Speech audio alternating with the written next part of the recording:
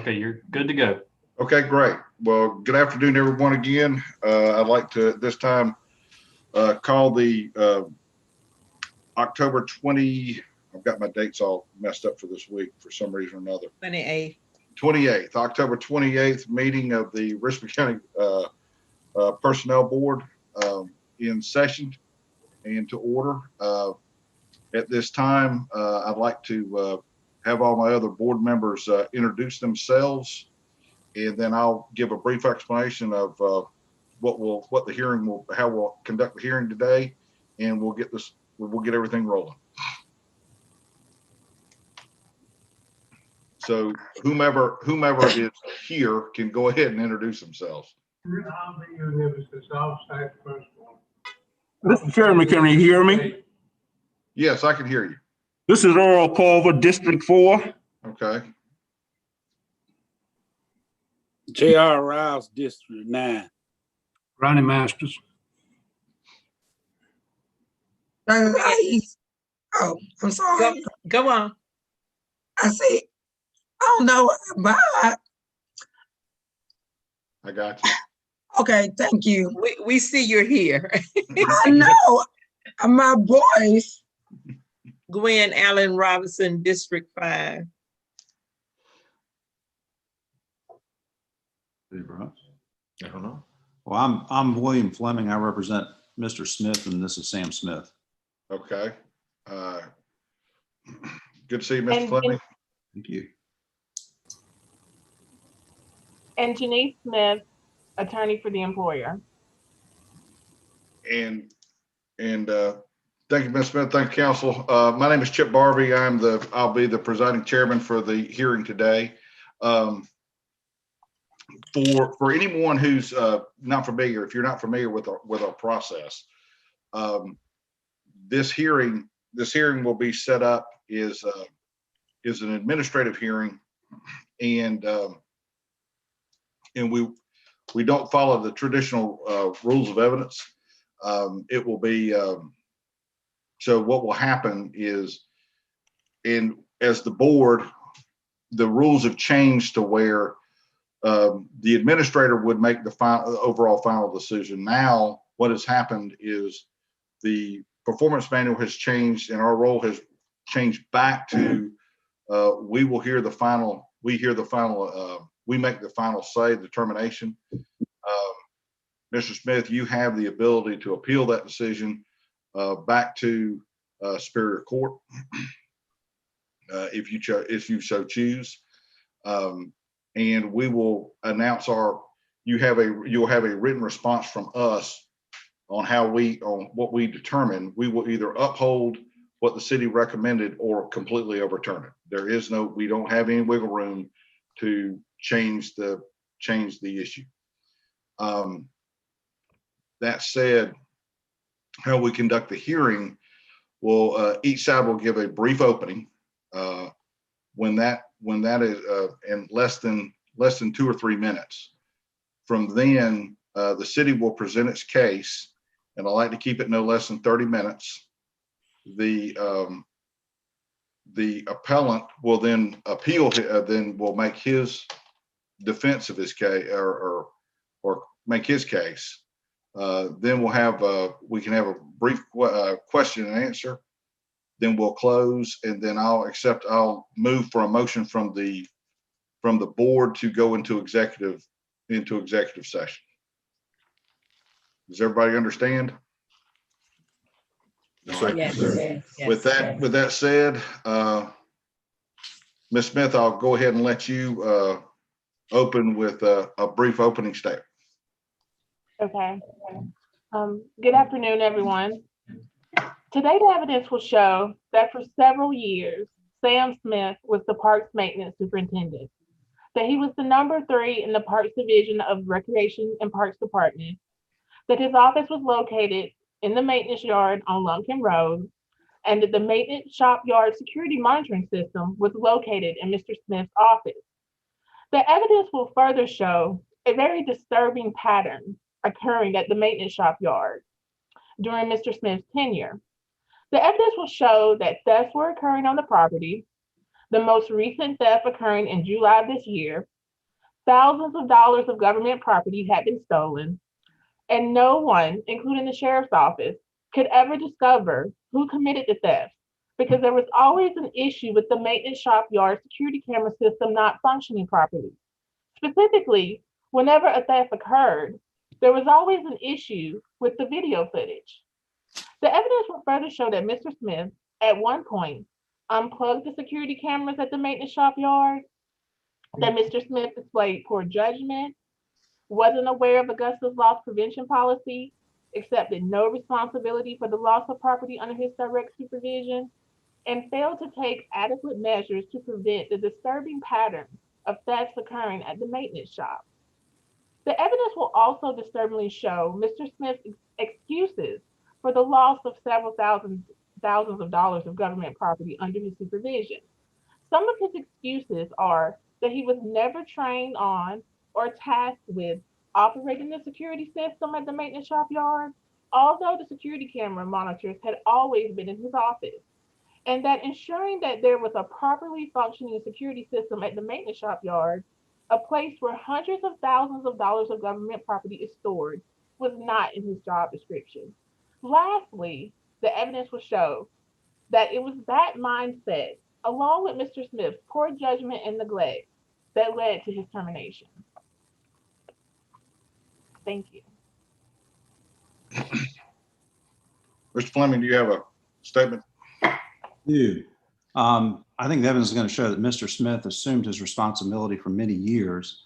The camera system was previously installed by another department official. There are other camera systems throughout the county in the recreation department and other buildings.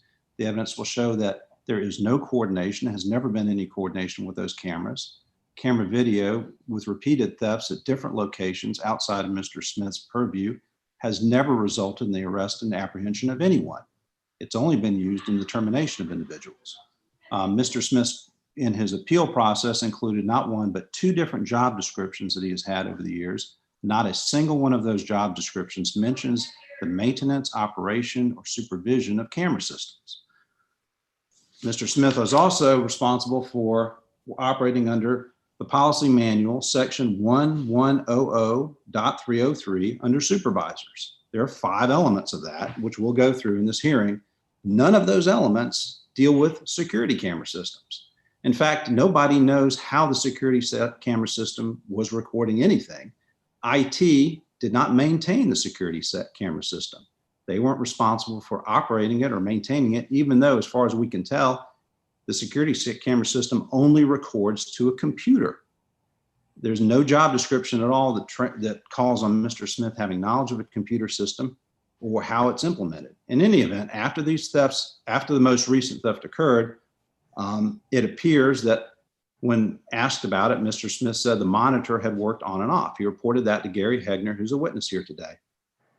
The monitor was replaced, the video was recovered. There was absolutely no deterioration in the video or in the quality of the video. And in terms of the written policies that have been in place up to the theft and after the theft, there's no written policy that puts that burden on Mr. Smith. There's no letter of advisement, no letter in any way corresponding with Mr. Smith, allowing him to have knowledge of this. There was a 2014 risk management review. Nobody ever gave Mr. Smith as a supervisor a copy of that or told him about his contents. There's no email on that. There's nothing. In terms of Mr. Smith's ability or inability to prevent this theft or try to help or recover property, there's nothing that he could have done. And more importantly, there's nothing that wasn't done following the discovery of the thefts. He followed policy. He reported it to the sheriff's department. They initiated an investigation. They retrieved the video that was housed on the computer unit. They went down that path and they arrested no one, absolutely no one. So it's our position that was never part of his management duties. It is also our position that Mr. McDowell never interviewed Mr. Smith about this incident when he assumed the role of department director a couple of weeks before this incident. Before Mr. Smith was terminated. So Mr. McDowell takes over as a department head and immediately fires people, including people he doesn't talk to, doesn't do a reasonable job of investigating it, doesn't get statements and garner information that would form the basis of reasonable disciplinary action. He goes straight to termination. And that sadly is why we're here today. So we have individuals from risk management we have to call. We have Mr. Hegner, we have Mr. Smith. If need be, I can forward over a copy of your policy manual, section 1100.303, subsection B. But I believe, Mr. Barbie, that probably is already in the purview of all the committee members as part of the policies of Richmond County. And that's essential. We believe is going to be the foundation of what we have. There's one other area, and this is kind of something that evolved afterwards. Mr.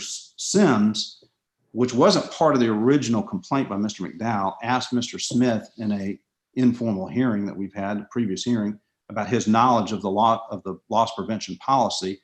And Mr. Smith said he didn't have that knowledge in response to that question. I think Mr. Hegner is going to testify, and everybody's going to testify today, that the policy manual is voluminous, and Mr. Hegner has no expectation that his subordinate employee would have the policy manual memorized. The expectation is that the policy manuals are followed, and that was done here today. That's it. All right. Ms. Smith, we need to go ahead and swear in the witnesses. We can swear them in as we did in the previous hearing as we go because of the pandemic and everything like that. We'll keep, we'll bring those in. So do you have witnesses, Ms. Smith?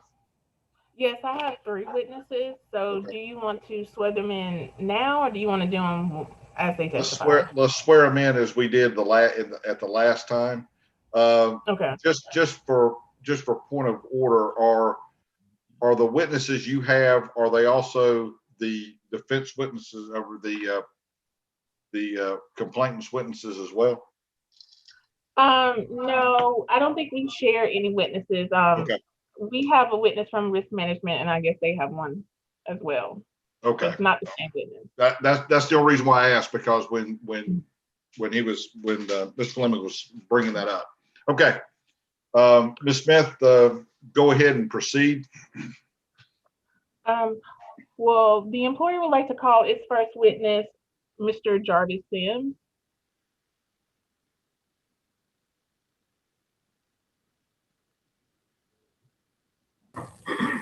Somebody getting Mr. Sims?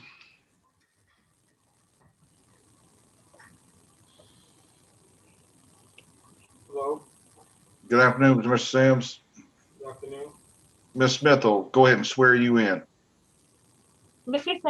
Sims, will you please raise your right hand? Do you swear to tell the truth, the whole truth, and nothing but the truth, so help you God? I do. You may be seated.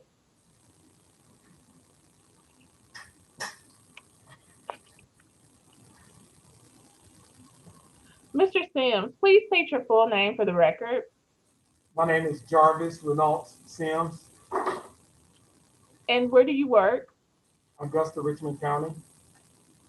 And how long have you been employed with Augusta Richmond County? Over 2 years. I started August 2018. And what is your current position? I currently serve as the interim administrator. And how long have you been in that role? I've been serving as the interim administrator since April of 2019. And as the interim administrator, what role do you play in the disciplinary appeal process for Augusta employees? When non-probationary employees have a disciplinary or termination matter, they have a right to appeal to the administrator. And at that point, as the administrator, we can uphold, modify, or overturn that decision. And are you familiar with the termination of Mr. Sam Smith? I am. I'm going to present a document to you.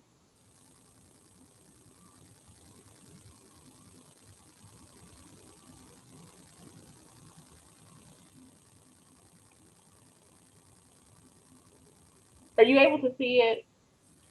Yes. I'm going to try to blow it up if I can. Okay. What is, so that everyone can see it, it's a 2-page document. Can you please describe this document to everyone? Mr. Smith had a administrative review, and this is the response from the administrative review, my decision. And can you please tell everyone today what led to your decision to uphold the termination of Sam Smith? There were several key factors that made my decision to hold that decision. Number one, Mr. Smith, in his capacity as a leader in one of our largest departments, I thought he had responsibility of ensuring the safety, security of our assets. Number two, Mr. Smith, I thought from the report that was provided, it indicated of lack of accountability or lack of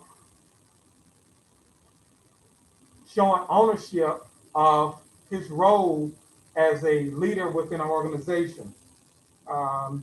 Mr. Smith knew that we had 2 thefts that occurred within 13 months, and there was no remedy or responses or any measures that we thought were appropriate to address that as a leader, longtime employee with Augusta. And also in my findings, there was a monitoring system when Mr. Smith indicated he was not aware of the security systems. I found out the monitoring system was actually located on his desk. And I found that to be alarming and very disappointing in his capacity as a superintendent in one of our largest departments here in Augusta. I don't take these decisions lightly. I look at the full scope, and based on what was before me, I thought Mr. Smith showed lack of accountability for his role in ensuring the safety, security in this department and knowing things had occurred in the past. That's how I based my decision. Mr. Smith-Sams, I'm going to ask you one other thing about your letter. I noticed on page 2,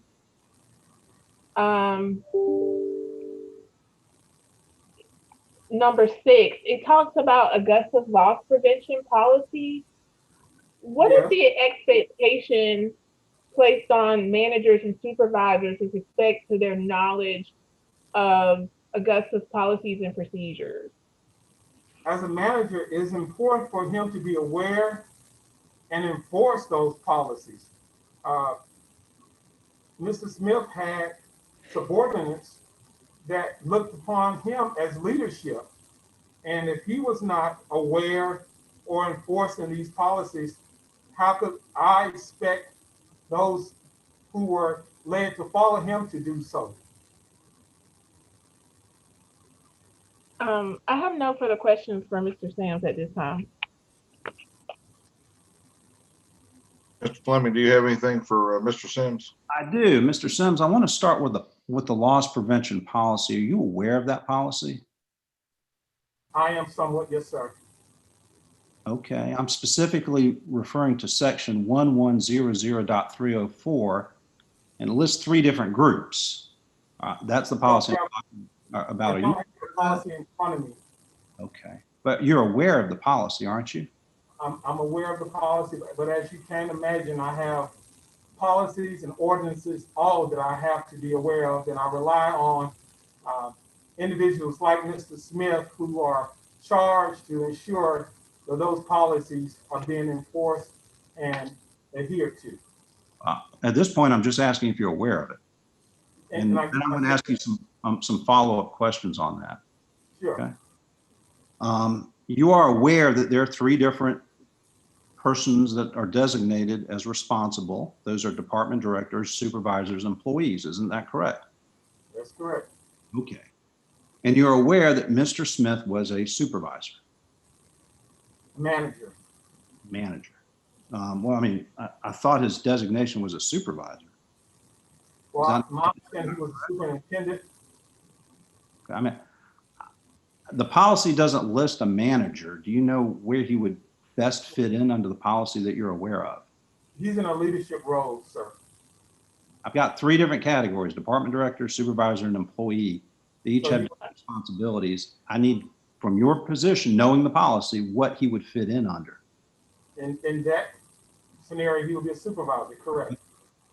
Supervisor has 5 different Um, subsections. Objection, are you gonna enter the document into evidence so the witness can actually look at what you're looking at? I don't, Or, well, I guess 2 points. Number one, I believe the witness has already said he's familiar with it. But second of all, I don't have a mechanism to introduce that because of where the Zoom hearing. well, I mean, Glad to send. well, I mean, there's a way to present evidence, and you're reading from a document, and you basically want him to look at a document that you can see, but he can't see, and Yes. no one else can see either.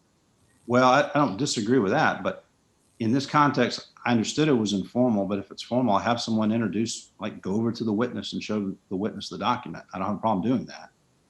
But most importantly, I want to know if there's anything in the policy that mentions security cameras.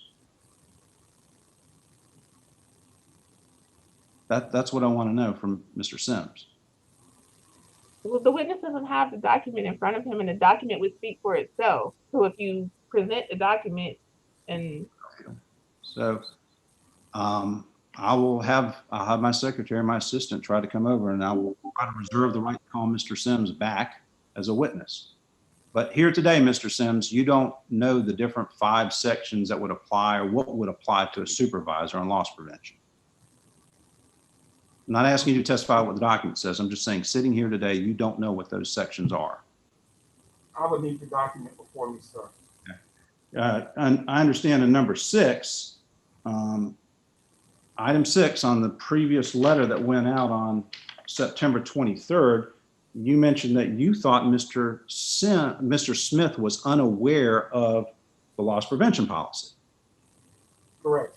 Are there any particular provisions of that loss prevention policy that you thought he should be aware of, that he was unaware of? According to the risk management report, Yes, sir. when our risk manager interviewed Mr. Smith indicated he was not aware of our loss prevention policy in his own statement. Okay, I'm asking, is there a particular provision of that that you thought he should have been aware of? As a Like, so you leader, know that he doesn't know that he should know. That's what I'm asking. as a supervisor, I thought he should be aware of the loss prevention policy. Okay. Kind of moving on from there, there was a theft. You mentioned there were 2 thefts in a 13-month period at Recreation and Parks Maintenance Shop. Is that right? That's correct. Were there any other thefts in the Recreation Department around that time period? Not just talking about the maintenance shop, but other areas. I'm not aware of those. Okay. Are you aware of any theft over at Eisenhower? I'm not aware of it. As you probably should imagine, we have a large organization, several facilities, so I can't be aware of all of the thefts, but I'm not aware of it. Okay. You're not aware if there was a security system installed over at the cemetery or over at Eisenhower? I'm not aware. I have a recreation. objection relevance, like what is the relevance of other thefts at other locations? It's very simple. We have said that this matter was pretextual, that Mr. Smith was not being disciplined for theft that occurred at that facility. And we're going to show that that's exactly what happened. This is completely different treatment from those other facilities. But if Mr. Sims doesn't have any knowledge of it, we'll move on from there. Okay. I mean, do you have knowledge of those other thefts? I do not, sir. Okay. Do you have a knowledge of the computer system that was installed at the shop, the maintenance shop of Mr. Smith, where he worked? From my understanding, that was prior to me even arriving here in Augusta. Okay. You're aware that no one has trained anyone on the use, operation, or maintenance of that system? I wasn't aware of that. You're not aware of that? That's what Mr. Smith stated. Okay. Are you aware that that statement would not be correct? Is there someone who would be responsible for that? We have a risk management who ensures safety and security. They will probably be better to answer that question. Okay. Are you aware of any training that Mr. Smith would have had, excuse me, Mr. Sims, any training he would have had on the operation of those systems? Again, training, it would be handled by risk management. Okay. Would that training be also handled by Mr. Hegner? Mr. Hegner was our deputy director, so if he didn't host the training, lead the training, he should be definitely involved with the training. He was Mr. Smith's supervisor at the time, correct? Correct. Would IT be responsible for those systems? I'm talking about security monitoring systems. Would IT have that under their department? We might have some systems that IT are under. We might have some systems that could be with the department themselves individually. Okay. Do you know, I'm talking about the maintenance shop. Do you know if IT would have an involvement in the maintenance shop camera system? I will be relying on my director as far as that detailed information. And that would be Mr. McDowell, is that right? Mr. McDowell, yes, now. Okay, so you would rely on him to know that answer. Prior to Mr. McDowell, we had Mr. Ron Hawk, who was our interim director. Are you aware if Mr. Hegner had actually requested an upgrade in the security systems in this year's proposed budget? Well, we're actually dealing with, are you referring to this year's 21 budget or? Yes, sir. The 21 budget, the proposal that came in this year. I would need to look and see, sir. We have 16 departments that I'm responsible for, and we have $1 billion budget. Okay. Is there anything that Mr. Smith, as far as you know, could have done differently that would have prevented any thefts? I think Mr. Smith, being in his role as a superintendent, if there were issues going on at the maintenance shop, if he took a role in being proactive, providing his direct supervisor, we have issues out there, making him aware of it. And so if there are things that we could have addressed as an organization, we should have addressed it. Based on the report that I read, Mr. Smith, from the report from RISC, seemed to take no accountability or no involvement, or didn't seem it was a priority or something of a concern. And knowing that we had 2 thefts that occurred in 13 months, almost $33,000 of assets with our organization, it was very alarming.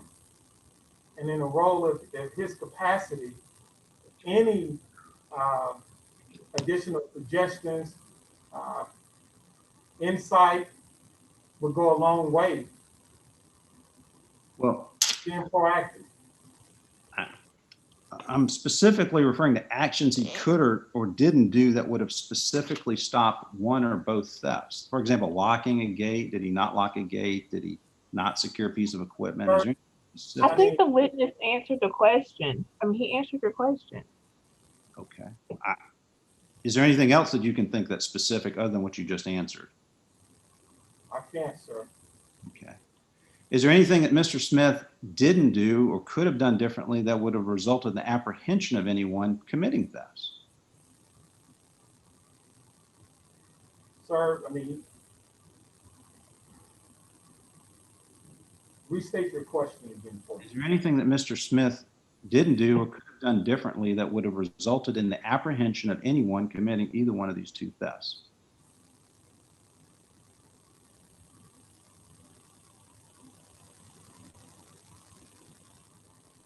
I think if Mr. Smith knew in two thefts had occurred in 13 months, if he's at the location, the cameras were on his desk, which he indicated in the report, the cameras were not working. I think that indicated no accountability. If the monitoring systems were located not only in his office, on his desk, anything could have been done differently. Other than that, it appeared to be very little. If it turns out through this hearing that the cameras were working and those tapes were retrieved by the sheriff's department, would that change your opinion?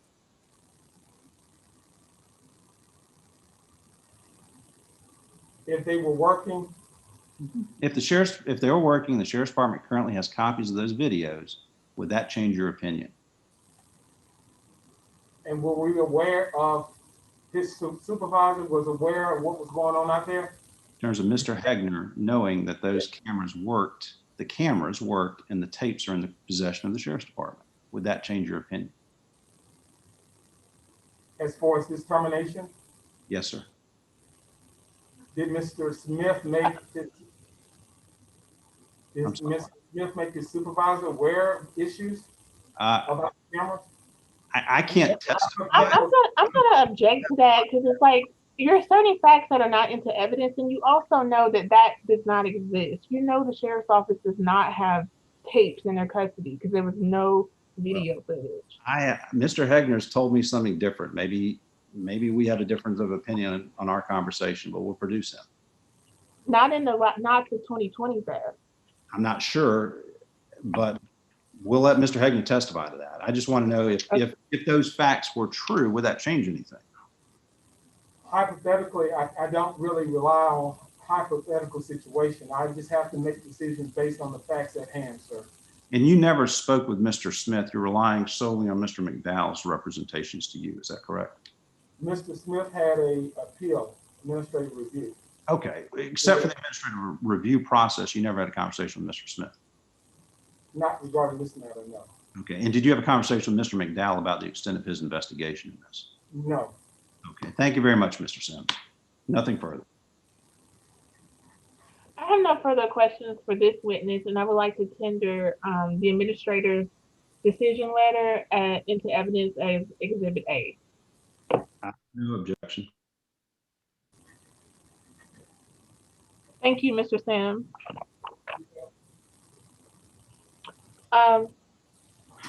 Augusta, Georgia will call its second witness, Mr. Joe Crozier.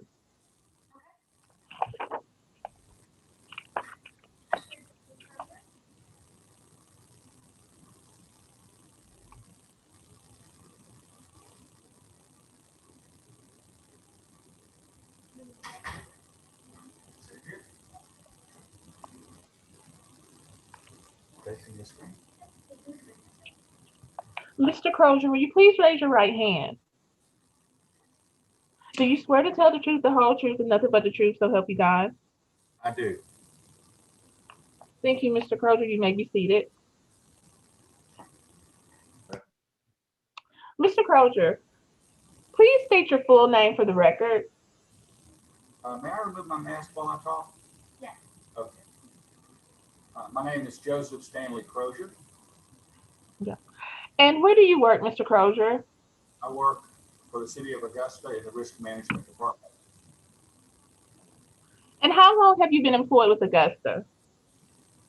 This month makes 17 years and 10 months. And how long have you been the risk manager for Augusta, Georgia? Been working as the risk manager for 2.5 years. Okay.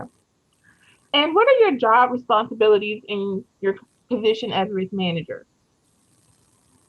As the risk manager over the Risk Management Department, we have general oversight to many policies protecting the city, which include general liability, auto liability, safety training, workers' compensation, substance abuse training, and the substance abuse testing program, GPS program, and those types of things, and to include the loss prevention policy program. Okay. And Mr. Crozier, are you familiar with a theft occurring at the maintenance shop yard on Lumpkin Road on July 21st, 2020? 2020, yes, I am. Okay. I'm going to present you with a document.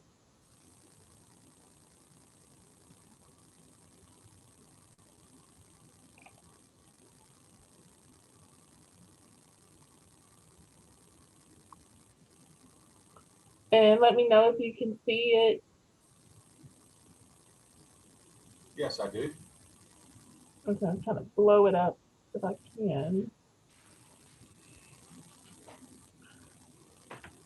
This is a 2-page document. Can you describe to everyone what this document is? Yes, this document, following the theft, I wanted, our office has the responsibility on thefts, and we wanted to put something together that would make notice of the recent thefts to this department, and in particular this area.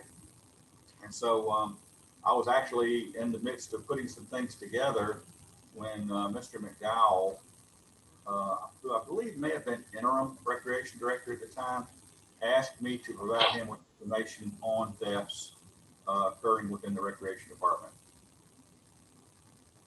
Okay. And so I did complete the information and attach what information I had to send him and forward it on to him. okay. And so looking at this document, particularly the highlighted portions, it seems that you reported on a June 2019, I'm sorry, a theft in June 2019 at the maintenance shop. Is that correct? That's correct. There was an incident there then. And also the recent theft that occurred in July 2020? Yes, that's correct. And if you look at this third highlighted portion, and I'll read it. While the policy language has not changed in recent years, it is still a good guide to follow in establishing accountability in loss prevention. Recreation staff indicated they were not aware of this section in the PPPM. Can you please explain that portion of the email that you sent to Mr. McDowell? Right. That previous sentence also speaks to the loss prevention section of the PPPM. And it was through the work of my staff who went and spoke with Mr. Sam Smith and also with Mr. Gary Hegner of Recreation and Parks about this most recent incident, that it was determined that they stated they were not aware of the loss prevention policy. And when you say staff, did that include Mr. Smith not being aware?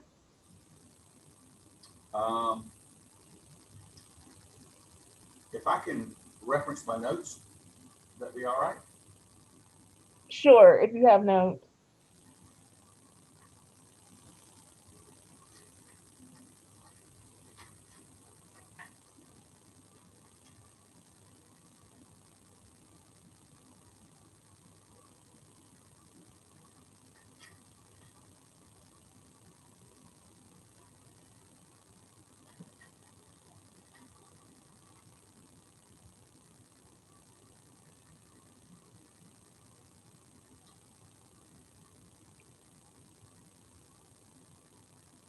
I believe it was in a July 28, 2020 memo that my loss control officer, Andy Oates, provided to me.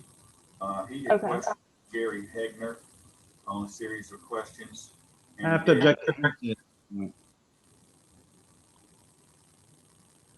Well, I'm fine. I'm fine with that. I mean, you don't have to, if you can't recall, that's fine, Mr. Crozier.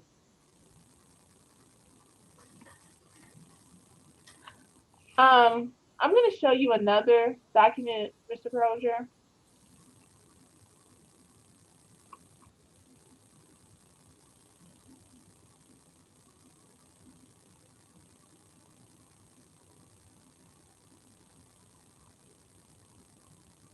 Oh, and also I would like to tender that last document into evidence as exhibit B. That is the email from Mr. Joe Crozier to Maurice McDowell. And I'm Without gonna share my. Without Thank objection. you. Well, I would object. What I is your think that- objection? Well, this is an email that's not, my client's not a party to this email, and it's completely filled with whatever hearsay he has divulged from the email. Well, actually, it's a business record, and it's a public record. As you know, all in emails of Augusta, Georgia, are public record. They're open to the public, and this is related to, they would create these type of emails during the course of business. They're kept in the course of business of Augusta, Georgia activities. So we would state that it's a business record and a public record. Well, I guess subject to my cross-examination, Mr. Crozier, on whether it's a business record, I'll But you just. can, you I'll can ask the definitely you can cross-examine him if you want me to pull it back up for you. Withhold the ruling on that until I can cross-examine him on it. Okay.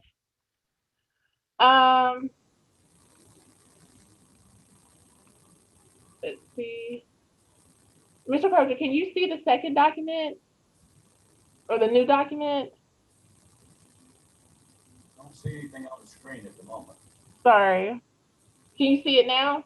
Yes. Okay. Mr. Crozier, can you tell us what this document is? Yes, this is a document that the loss control officer, Andy Oates, in my office provided to me on dated July 24th that speaks to an interview with operations manager Sam Smith. He mentions a general discussion and several points that came out of that discussion, and then he offers some suggestions toward the bottom of the email. Okay, and is it typical for your loss control officer to generate a report or writing for you to indicate what he determined after an investigation? Yes, this is a memo from that, as part of that investigation, making me aware of some things that came about from the conversation with Mr. Smith. And if you look at the paragraph number 2, where it states the camera system has not been functioning since at least January.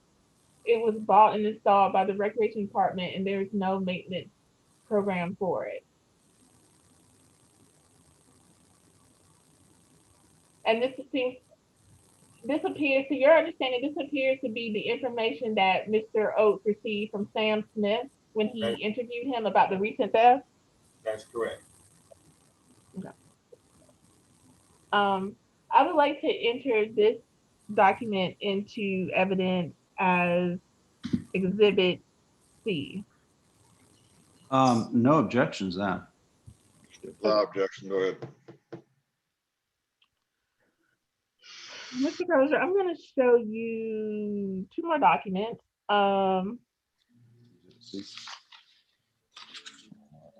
This is a email, this is a communication that came from, is that it? No, it's communication came from Crozier and Crozier over to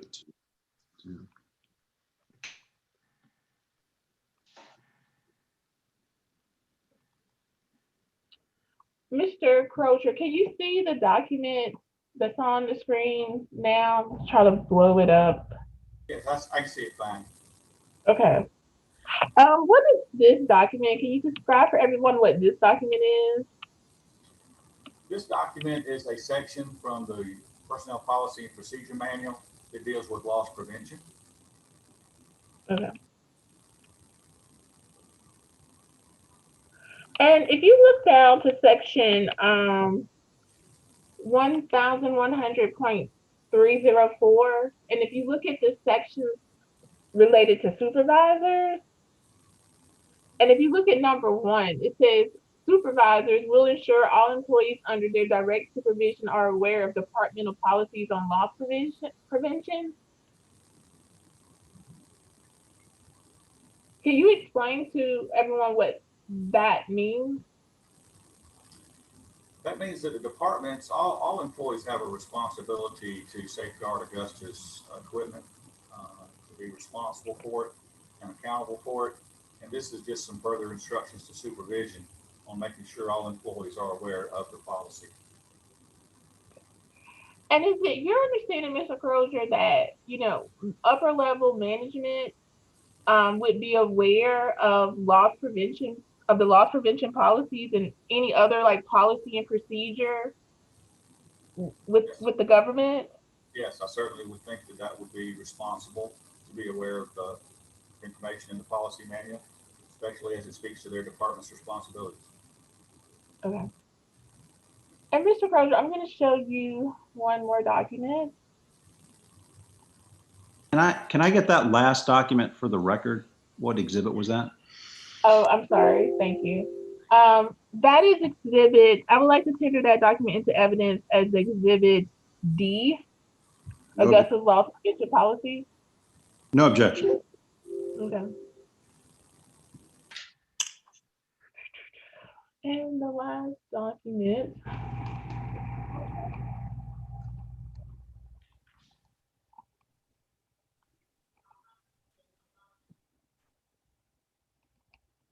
Okay, Mr. Crozier, can you see the new document that's on the screen? Yes. Can you please explain to everyone what is this document? And I'll move it down. I'm sorry. It appears to be a 4-page document. Yes. That is a document that was the result of several small thefts that occurred at the same location that we're talking about, Recreation Parks Maintenance Yard Facility.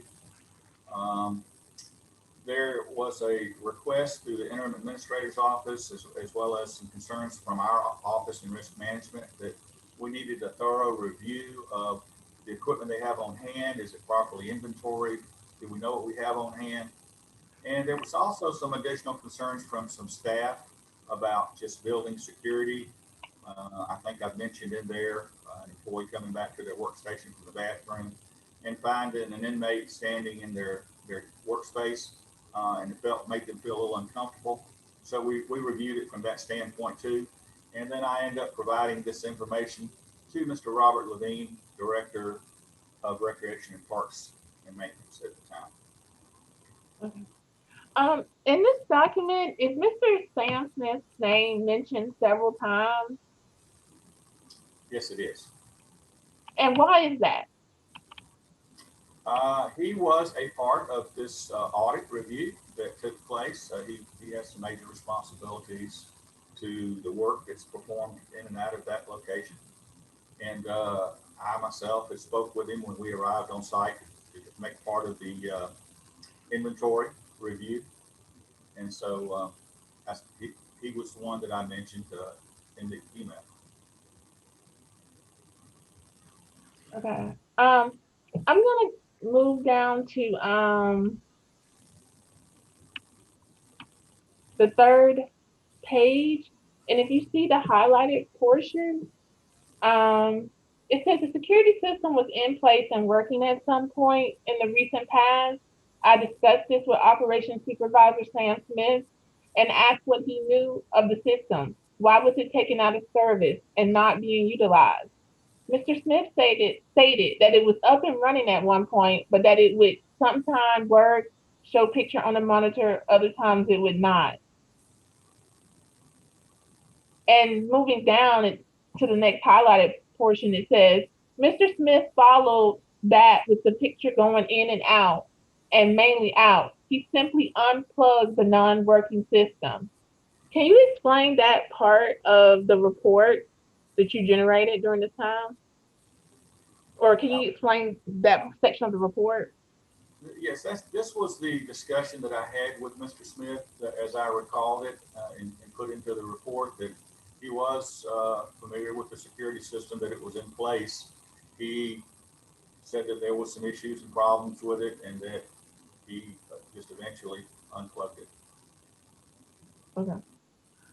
And I'm gonna move down to the last page of your report, and I'm gonna read the highlighted portions. It says, Discussions with Director Robert Levine, Interim Deputy Director Ron Hawk, and Operations Supervisor Sam Smith all concluded with their commitment to both building/equipment security and employee safety.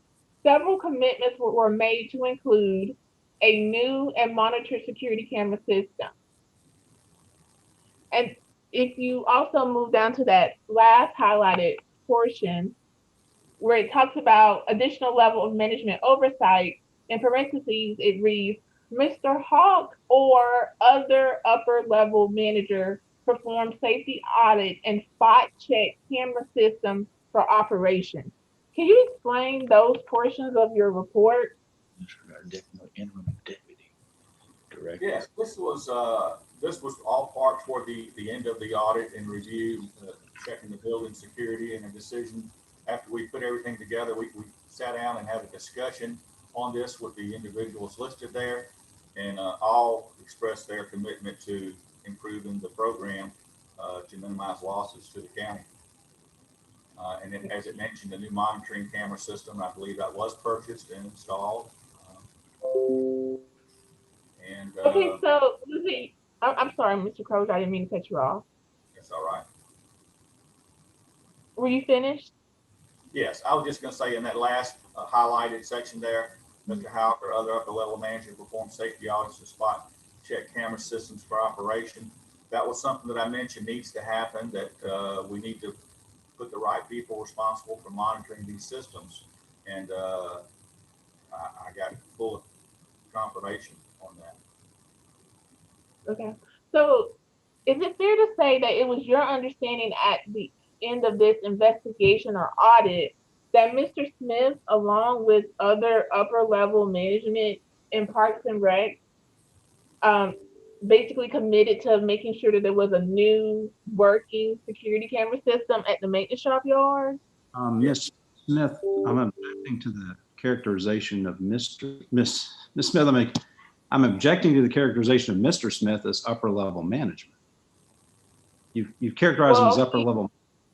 Well, he was the superintendent. I mean, he was in a meeting with the director and the interim deputy director and the operations supervisor. So I would assume he was upper level management. He was the number 3. Well, like, why would he be involved in this audit with obviously the upper level management if he wasn't upper level management? There's no lower level management as far as I can tell. Well, I mean, we could dispute that. I think I don't think anybody could dispute that he's number 3.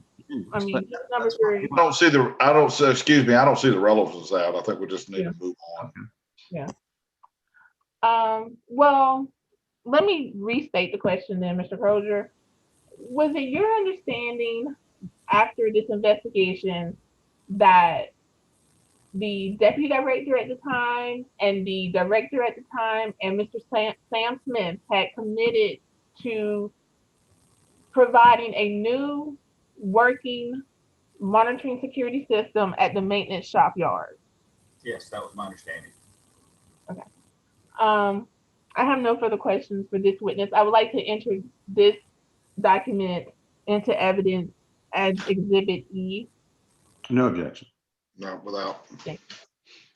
First of all, Mr. Crozier, on the 2014 theft incident, you personally investigated that. Is that correct?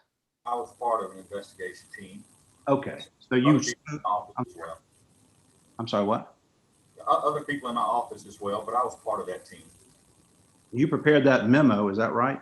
Yes, that's correct. Okay. Was that memo distributed to anyone? I know that I sent it to the director, Mr. Robert Levine. I do not know how it was disseminated beyond that. Okay. Would you have sent it to Mr. Smith or copied him on it? I do not know. Would it be your practice to do that? Typically, I don't think so. I think it would be to send it to the director and allow him to disseminate as appropriate. In that letter, you refer to some conversations you had with Mr. Smith and other individuals. Is that right? I did. Okay. Was that your only communication with Mr. Smith about your concerns? Those conversations? I communicated with Mr. Smith extensively during that audit, which took a couple of days. Okay. But that was the crux of what information I thought would be beneficial and helpful to the department. But it was all oral. There's no written I document. took notes as I spoke. I'm sorry, I didn't get you. I did take notes as I would speak with different individuals and then went back and made my report. We don't know where that security system came from that was in existence in 2014, do we? No, I don't know where it came from. I believe it was most likely purchased by the department, but no, I don't know. Okay. You recommended a brand new system, is that right? That was my recommendation based on the department not understanding how it worked or not being able to work properly. Were there similar systems you were recommending in other departments? No, I didn't offer any recommendation on a type of system. Okay. Did you recommend, or who did you ask to implement that new system, that process? I just simply made that recommendation to the director, Mr. Levine. Sitting here today, do we know if a new system was ever purchased?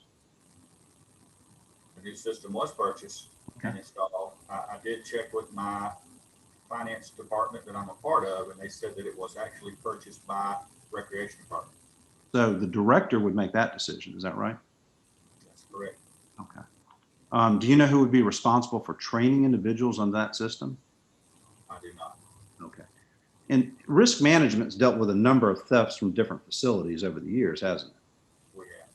And there's separate camera systems in different facilities and different departments, isn't there? There are. You have recently recommended that IT be involved in that process, haven't you? That was part of Loss Control Officer Andy Oates' recommendations. Okay. But that was not your recommendation? No, it was not. Okay. In 2014, there was no recommendation that IT would be a part of that process.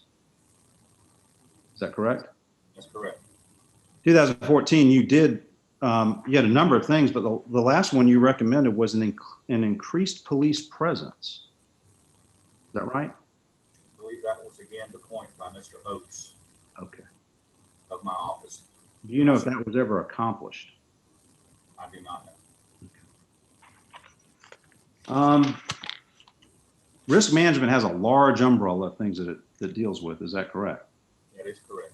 Okay. I want to go specifically on the loss prevention policy and specifically on the areas that you referred to, section 1100.304, and more specifically on a duty for a supervisor to be responsible for security system, camera monitoring system, safety system, anything like that. Is there anything in the loss prevention policy that puts that duty on a supervisor? I did not know that it breaks it to that point. I believe it just simply states that the departments have to develop something within their department that takes care of the problem. And in your investigation, that would be the department director's responsibility to develop that, wouldn't it? Or someone that he appoints that to, yes. You're not aware that Mr. Smith would have that responsibility? No. Okay. Are you aware that Mr. Smith did not ensure that employees under his supervision were aware of departmental policies?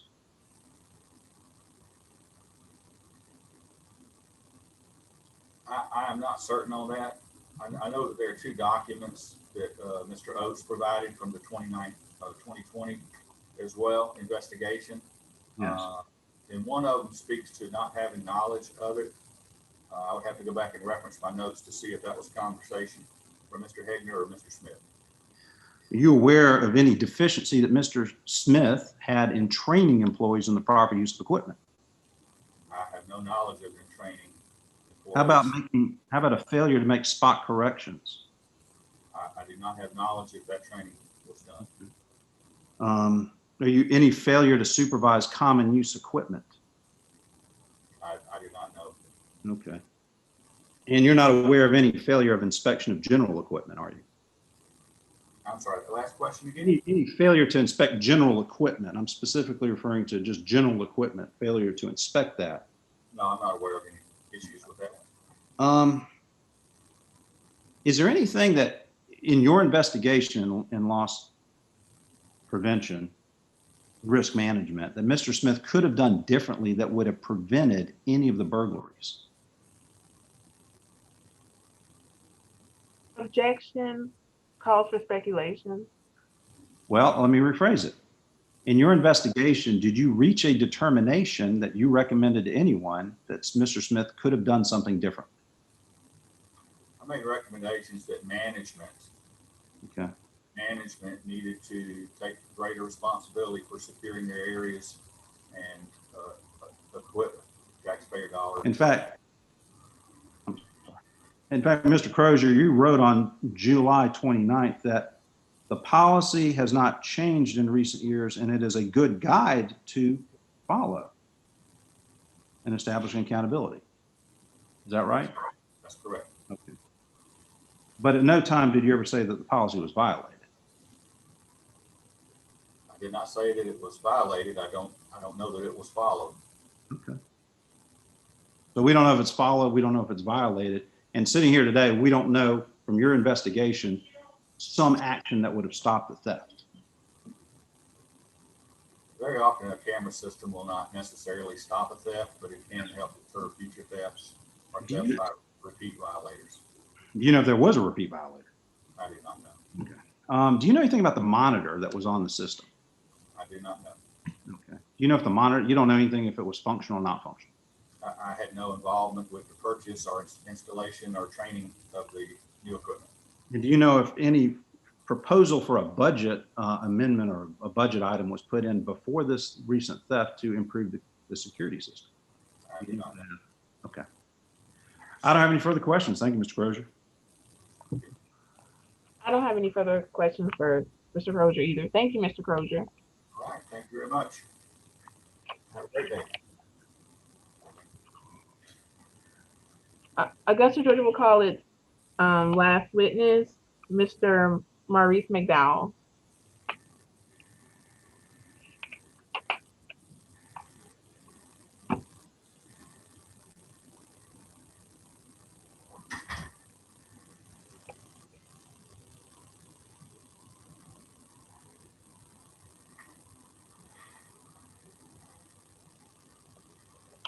Mr. McDowell, will you please raise your right hand? Do you swear to tell the truth, the whole truth, and nothing but the truth, so help you God? Yes, I do. Mr. McDowell, please state your full name for the record. Maurice McDowell,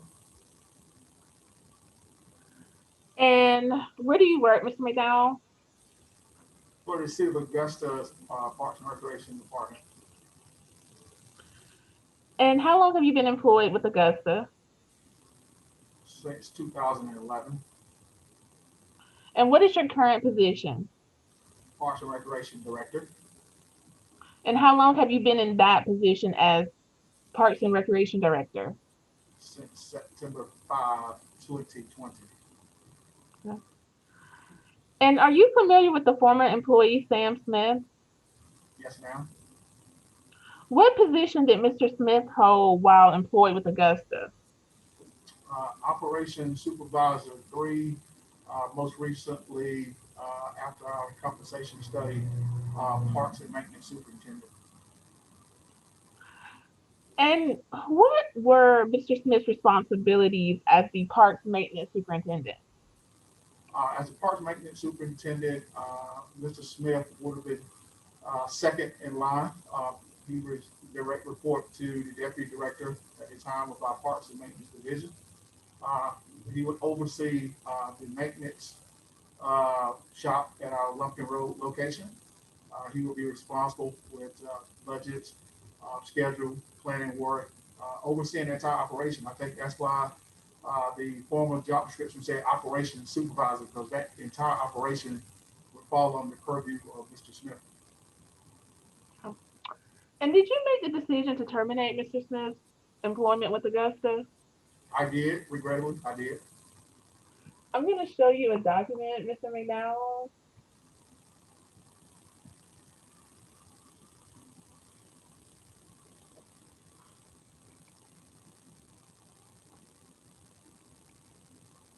Can you see the document, Mr. McDowell? Yes, I can. Can you please describe to everyone what is this document? That is the letter of termination that was presented to Mr. Smith. Okay. And what circumstances led to your decision to terminate Mr. Smith? Well, we had a most recent theft in our maintenance facility on Lumpkin Road in July. At that time, I received the notification, and our protocol is to get risk management involved as they do their internal investigation and reporting. And as I received those documents, one of the things that I wanted to evaluate was Mr. Smith's tenure with the organization. What was his role and responsibility as an operations supervisor 3 or parts and maintenance superintendent? Had there been any previous steps at that particular location that he was ultimately responsible for? And then what sort of plans that he had implemented outside of the camera system that would mitigate any thefts. So in review of Mr. Smith's tenure with the organization, he had been employed since March of 2013. He's been employed as our operations supervisor and most recently parts and maintenance superintendent over that facility.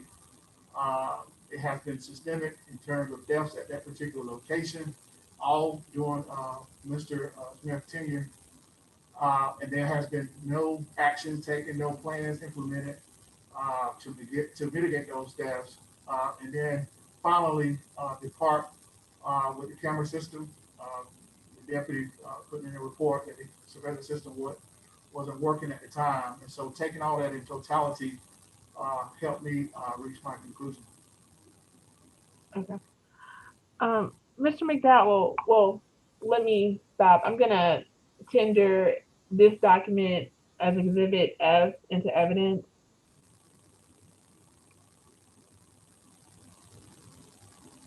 No objection. Mr. McDowell, I'm gonna show you another document. Well, before I show you the document, Ms. McDowell, did you rely on any information or documents when making your decision to terminate Mr. Smith? Absolutely. Documents that I received from risk management as well as the police report helped me reach that conclusion. I'm going to share a document with you. Have you ever seen this document before? I have. Okay. And can you describe to us what this document is? Yes, that is the police report from our most recent theft back in July of this year. One of our employees, I think Mr. McDaniel Young, arrived at our shop yard and noticed that there had been some thefts, and he called the Richmond County Sheriff's Department, and this is the police report that was generated from that call. And to be clear, did you rely on this document when making your decision to terminate Mr. Smith? Yes, I did. Particularly the highlight section there, again, where it says no video evidence, because that will seem to be systemic with some other documents that were presented to me. And Mr. McDowell, to your knowledge, did the sheriff's office recover any video evidence from the July 21st, 2020 theft? To my knowledge, no.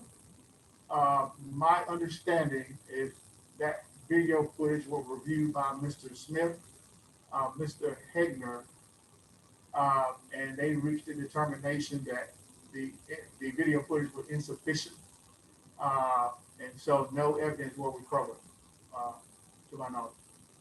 Okay. Mr. McDowell, I'm going to show you another document, and I would like to tender this document into evidence as Exhibit G.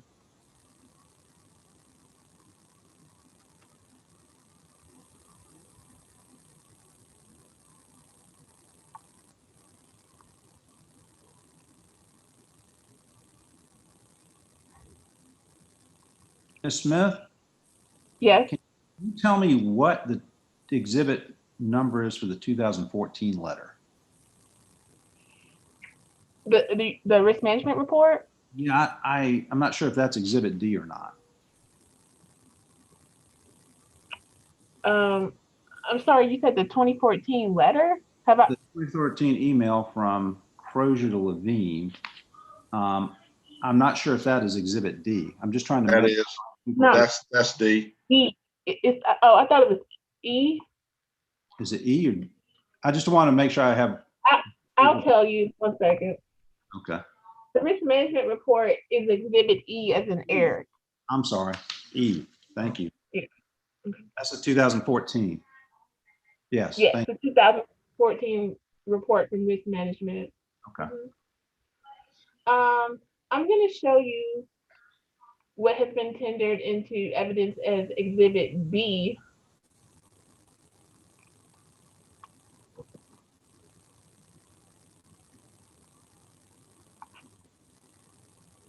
Can you see the document, Mr. McDowell? Yes, ma'am.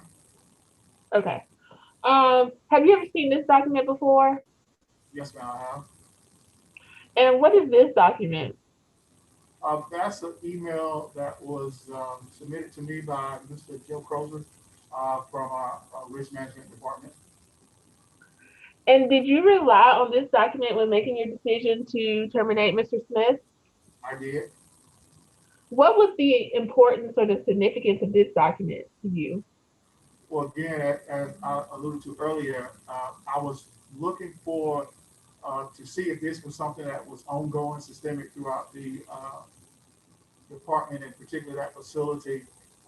And Mr. Crozier provided this document to me that speaks about the incident that happened just a year prior to in 19, as well as the current theft that happened in July 2020.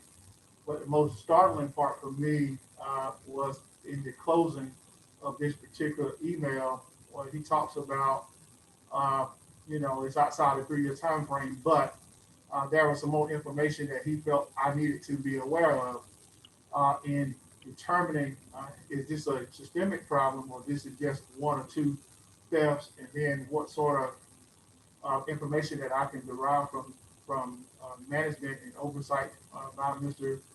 Smith in terms of if he's taking the necessary protocols and procedures, or whomever that was responsible for that operation, what are they doing to mitigate these problems? So he felt compelled that I would see and receive that 2014 report because it spoke volume as to this was not just a one-off, but this was an ongoing problem that dates back to 2014. And before we get to that 2014 report, I'm going to show you another document.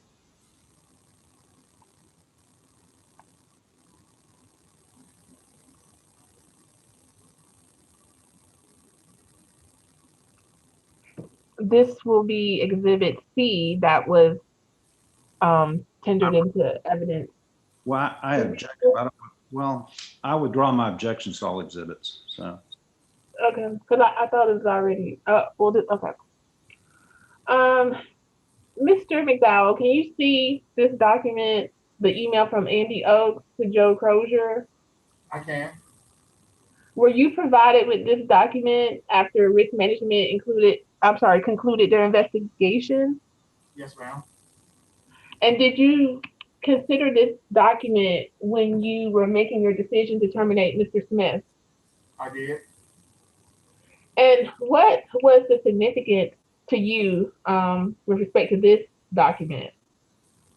Well, it showed for me the lack of accountability, the lack of responsiveness surrounding the camera system itself. The sheriff officer puts in his report that the system was not working.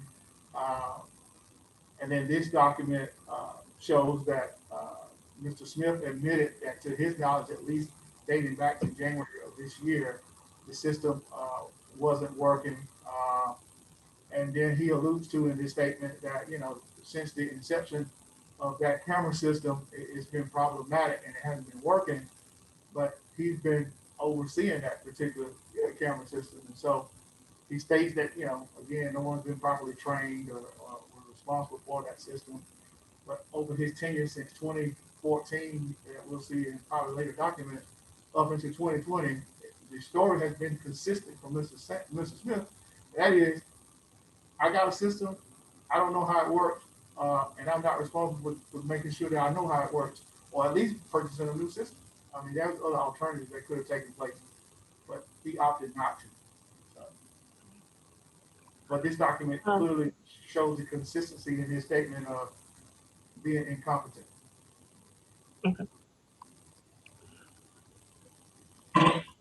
And I'm going to show you this document very quickly. Have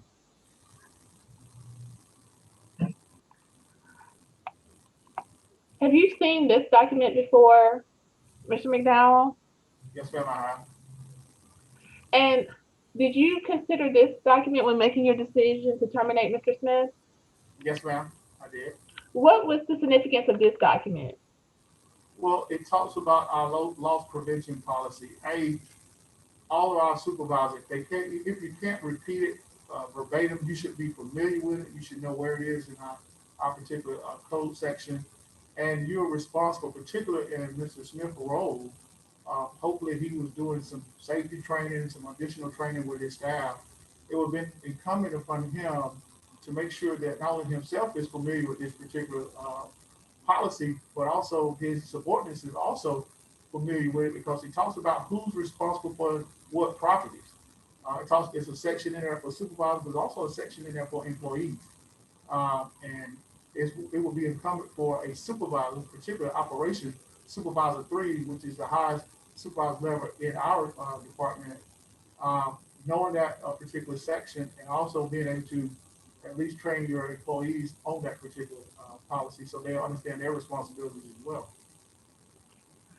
And Mr. McDowell, to clarify something, was your issue that Mr. Smith violated this policy, or that Mr. Smith was not aware of this policy? It was clear to me in the document that he wasn't aware of the policy. And someone in his role, his responsibility to be aware of this particular policy. And Ms. McDowell, I'm going to show you a few more exhibits.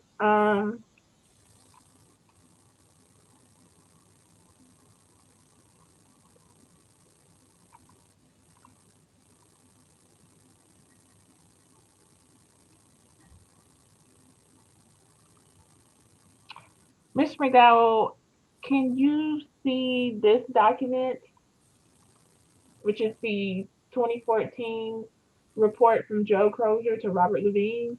I can. Have you ever seen this document before? Yes, ma'am, I have. And did you consider this document when making your decision to terminate Mr. Smith? Yes, ma'am, I did. What was the significance of this document? Well, in this particular report, and you have to think about the catalyst for this report. I think it's in the first paragraph there.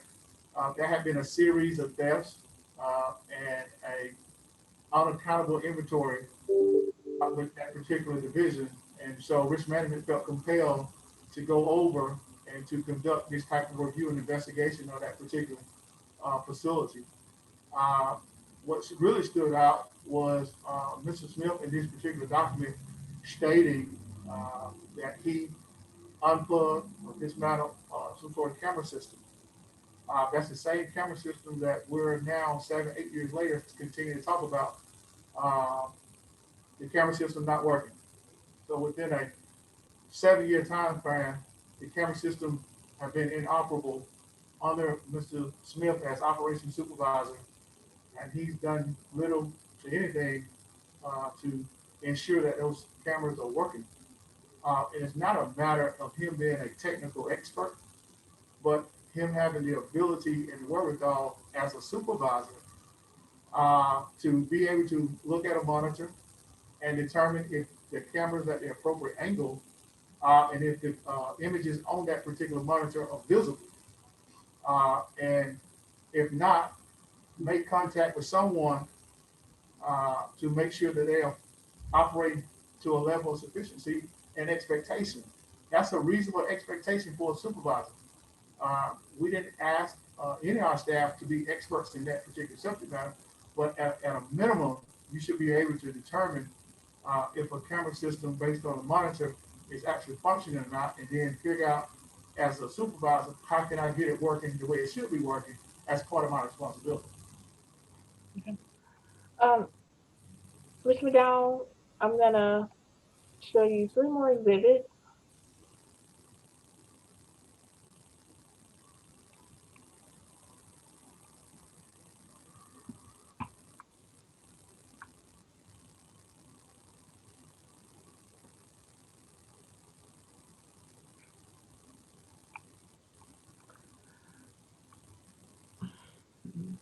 Ms. McDowell, do you see this photograph? Yes, ma'am. Have you ever seen this document before? Yes, ma'am. Can you please describe, well, first, can you tell us how did this document come about? I asked staff to take a photo of Mr. Smith's office, particularly to see where the location of that monitor in retrospect to that facility. It's inside of his office, that is his office alone, as well as at his workstation. It's at or near his desk. So I wanted to be able to capture that in a photo. And so if you see the highlighted box on this photograph, does that depict, well, I'm sorry, what does that depict? That is the monitor for the camera system. So at Mr. Smith's desk, he should be able to view the camera system via that monitor that sits adjacent to his desk at his workstation. And Mr. McDowell, do you know how long that monitoring system had been in Mr. Smith's office? I do not. Do you know how long Mr. Smith has been in that office? I do not. The only thing I can say is that's the former operations supervisor's office. And once Mr. Smith took over, once that person was no longer employed, he's been the operations supervisor since then, and that's the same office of the previous operations supervisor. Okay. I would like to tender this picture into evidence as Exhibit H. No objection.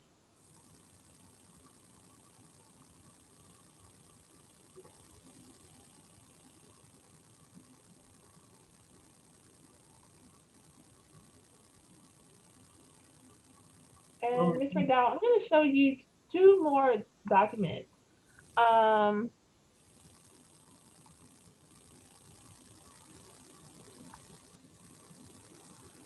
Ms. McDowell, have you ever seen this document before? Yes, ma'am, I have. And what is this a document of? That's the job description for Operations Supervisor 3, which would be Mr. Smith's job description. And there's some highlighted portions of this document.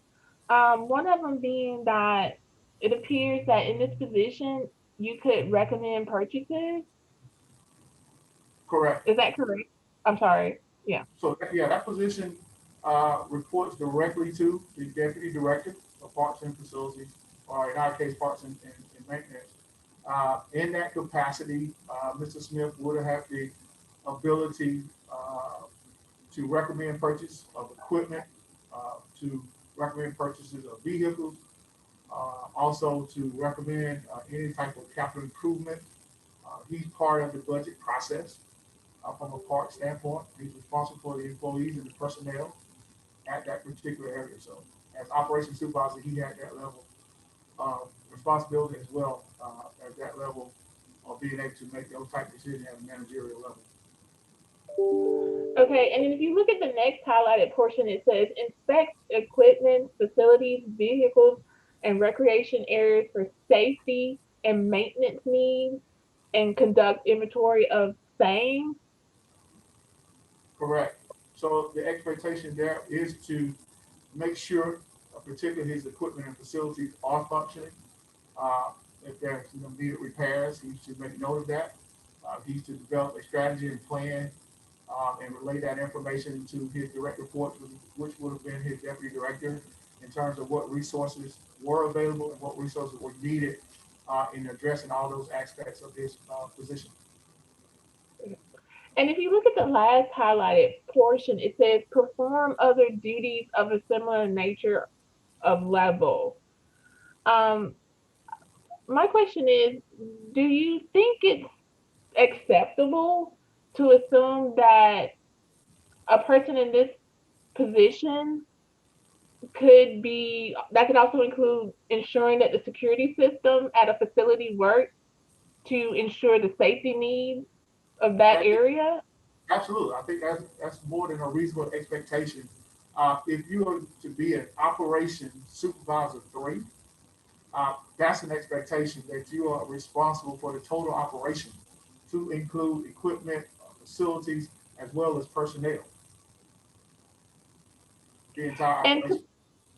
I'm sorry. And to be clear, in this position, what are the other positions that would be above this position? Like how many positions would be above this position? 2 others. So that will be the deputy director of parks and maintenance, and then that person responds directly to the director. Okay, so only 2 other positions would be above Mr. Smith's role. Correct.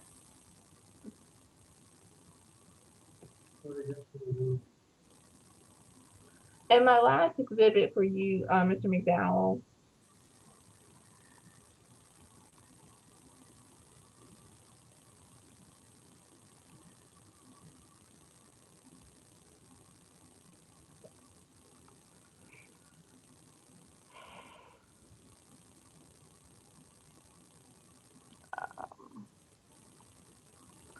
do you see this next document? Yes, ma'am. And have you ever seen this document before? Yes, ma'am. And what is this document? This document is the updated job description. Again, this is in direct correlation with the city's most recent comp study. I would say that job description is not complete because if you notice to your far left, those percentages have not been delineated yet. But that would be the current job title for that position of operation supervisor 3. Okay. And looking at this new job description that isn't complete, but when you look at the responsibilities, do they seem similar to the responsibilities of the old job description that Mr. Smith had signed? Absolutely. And if you look down at the bottom, it too says perform other duties of a similar nature or level. Based on the job duties and specifically stated in this document, do you think it would be unreasonable to assume that an additional duty may be ensuring that a security camera system at a park facility work properly to ensure the safety needs of that facility? Oh, absolutely. I think that goes without saying. I think anytime you are responsible for an operation, you take full responsibility for the entire operation. And Ms. McDowell, can you give us, I just a few more questions.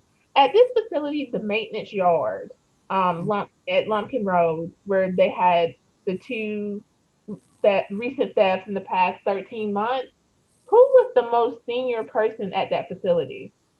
Mr. Sam Smith. Okay. And approximately how much equipment is at that facility? $1 million plus. We have vehicles there. We have dump trucks there. We have F-150s there. We have trailers there. We have mowers there. We have the whole gamut. Plus, at that same facility, we have our warehouse that stores some chemicals, cleaning supplies, maintenance supplies. So that's a $2+ million operation. So is it fair to say that it's probably quite problematic that the security system was not functioning properly at that location. Could you repeat the question, please? Is it fair to say that it was problematic that the security system was not functioning properly at that location, considering the value of the property at that location? Oh, absolutely, absolutely. I have no further questions for this witness. And also I would like to tender the last document into evidence as Exhibit J. Would those be both job descriptions? Yes, and also I would like to tender the other exhibit if I didn't, that was I, yeah, Exhibit I and Exhibit J into the record. No objection.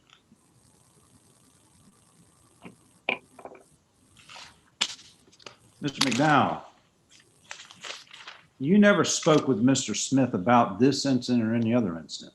Is that correct? That's not correct. Okay, when did you speak with him?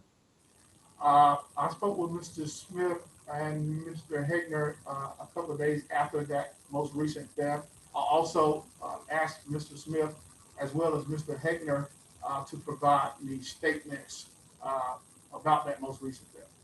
Do you remember when that conversation would have happened? On and about a few days after that theft, on my knowledge of it. And did you testify on October 14th that in your opinion, Mr. Hegner was completely responsible for the problems at the maintenance shop?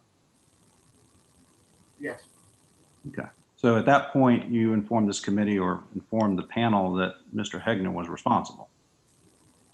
yes.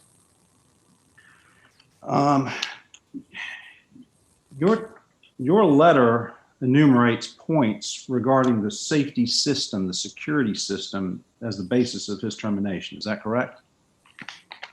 Yes, I'm referring specifically to the letter that's already been introduced that you already signed as a result of this process or started this process. Is that correct? yes, Okay. An exhibit's already been introduced, and I think you've identified it. I believe it's C. It's a email dated July 24th from Andy Oates to Joe Crozier. I don't have the ability to show it to you, but it's the email that lists 8 points of observation after an interview with Mr. Smith, and then 9 points of recommendation. Do you know what I'm talking about, Exhibit C? yes. I can't see the document, but I'm familiar with it. I'm trying to cross you on something you don't have in front of you, but is it fair to say that from what you understand, that document didn't point anything out as deficient of Mr. Smith in terms of what could be changed to deter theft? Let me rephrase that. I was probably confused. Yeah. The document says that IT should maintain or have a maintenance program with the camera system.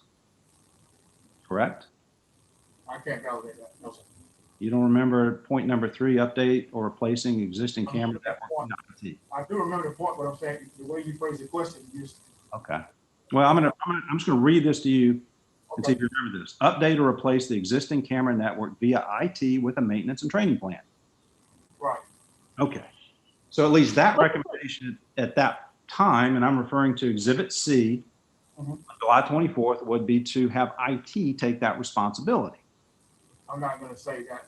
I think from my understanding of that document and how I would interpret it is for Mr. Smith or whomever at our facility is to work in concert with IT, utilize IT as a subject matter expertise, but the department itself being responsible for initiating that type of a level of understanding of the camera system. Okay. Is the camera system currently supervised by IT? No, sir, Is any training on that camera system right now happening, not to my knowledge. including individuals brand new in the job? Is that right? Not to my knowledge.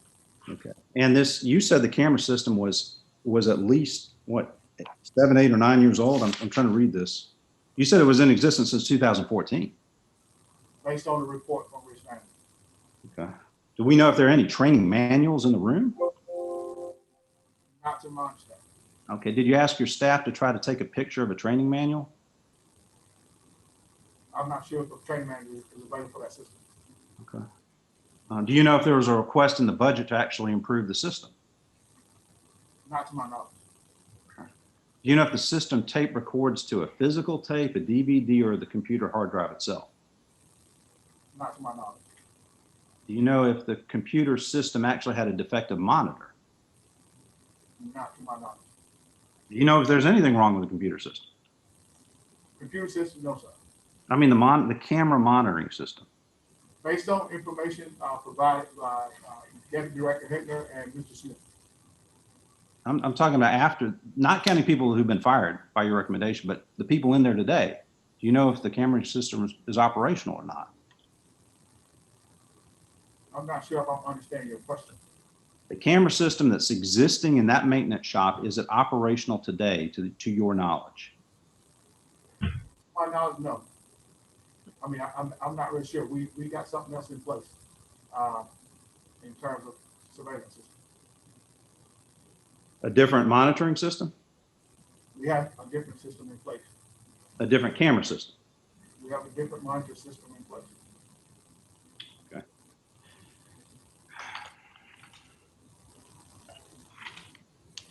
You spoke with Joe Crozier, is that right? Via email. Oh, so you didn't have a physical conversation with him, just the emails that we talked about? Correct. Okay. And in that one, he said it would be a good idea to follow in establishing accountability for loss prevention.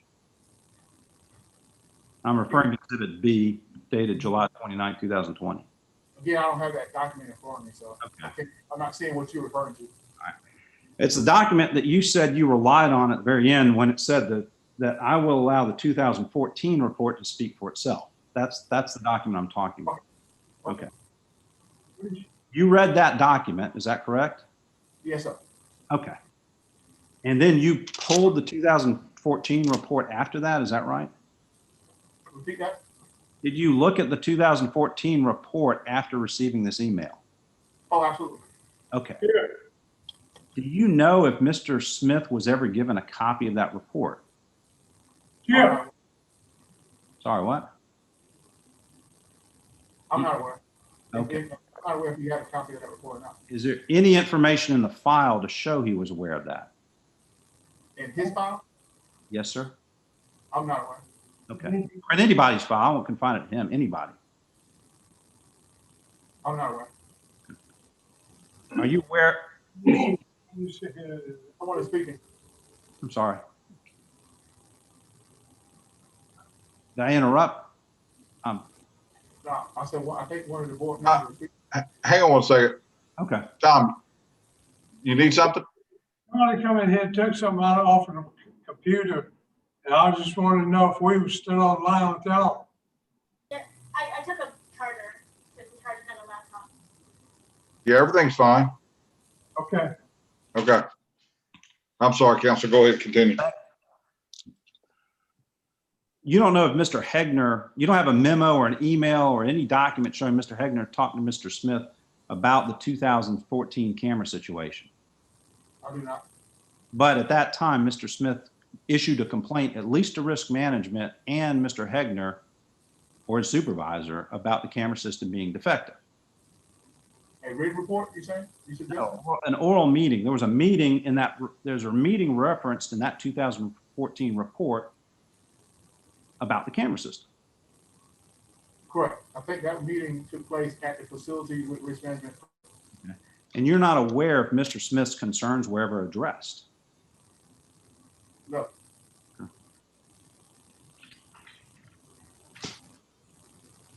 Aside from the camera system, there's nothing Mr. Smith could have done which would have prevented a theft. I can't say that. Okay.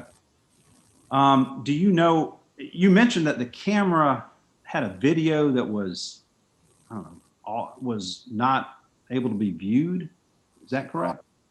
That's my understanding from speaking with staff, particularly Mr. Hegner mentioned that him and Mr. Smith reviewed that video footage and made the determination that it was insufficient. Okay. So But myself or the sheriff department never saw that video footage. so when the sheriff's department wrote no video, I guess we interpret that as meaning they couldn't see see it clearly. I think they got that statement also based from a conversation with Mr. Smith. Okay. So no video means no clear video. No. Is that right? Objection, that's mischaracterization of the evidence and speculation. It said no video evidence. And I Okay. can pull that document back up. Yes, it does. I agree it says no video, but I want to know what they mean. And then if Mr. McDowell does know it, then he knows if he does and he doesn't. He does. Well, I think he testified to it, but Mr. McDowell, earlier, he testified to it. Okay. Mr. McDowell, did you make any attempts to retrieve the video or whatever horrible video there was, or direct anyone to do that after you became director? No, because the determination was already made by the deputy, which was Mr. Hegner and Mr. Smith. Okay.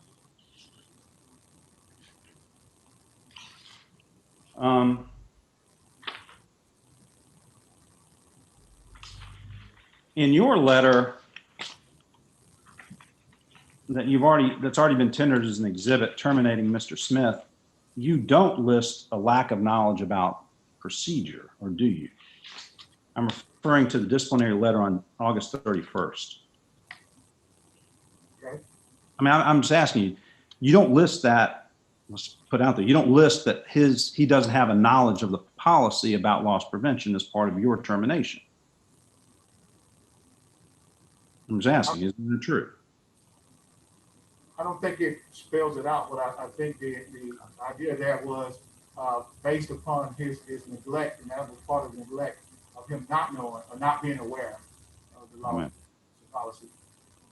At that point, you don't say he wasn't aware, you just said he was neglectful. Okay. And that's true, isn't it? Yeah. Okay. In fact, the unaware part comes up much later in this process, where people say he's unaware of a policy. Is that correct? I would assume so. I'm not sure. I think that's from his statements himself. And you are aware of section 1100.303. Yes. I mean, that's loss prevention policy. Right. And he would be a supervisor, is that correct? That would be correct. And there's nothing in that loss prevention policy that mandates a supervisor to perform a security function, is there? I'm not sure about mandate, but in that capacity, and being familiar with the 3 p.m. in totality, it's a reasonable assumption that Mr. Smith or anyone else in leadership capacity will at least familiarize themselves with that policy and know that policy and be able to train their subordinates on that policy. But there's also a section there for employees. Do you think Mr. Smith didn't train his employees properly? I don't know. I can't answer that. In fact, security is not mentioned at all in that policy. I object to this line of question. I think Mr. McDowell already acknowledged that his issue was not that Mr. Smith violated the policy, is that he was not aware of the policy. Aware of a policy that wasn't violated. Those are two different things. That's like, you don't know if there's a sexual harassment policy. That has nothing to do with whether you violate it or not. He didn't have knowledge of a loss prevention policy, even though he worked at a place where there was a pattern of theft. I think that's the point that Mr. McDowell was trying to make, not to make argument for him. Okay. Mr. McDowell, just on this line, most employees interpret loss prevention as applying to equipment, don't they? I can't answer that because I can't reasonably say what most employees interpret and how they interpret. In your capacity, have you instructed them anything on the policies? Could you repeat that, sir? As director, have you instructed your subordinates on these policies? Not in totality, but we are working towards that now. But there's also, as part of your employment with the city of Augusta, when you come on board, I think that's part of the process in making sure that employees are familiar and aware of the 3 p.m. And it's fair to say there are hundreds of pages of policies. That's fair, sir. Okay, I mean, this policy is on page 219. Is that correct? Well, you may not know. I don't have anything further, Mr. McDowell. Thank you very much. Thank you.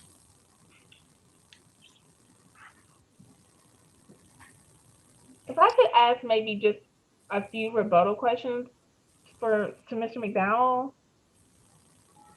Mr. McDowell, after the July 21st, 2020 theft, did Mr.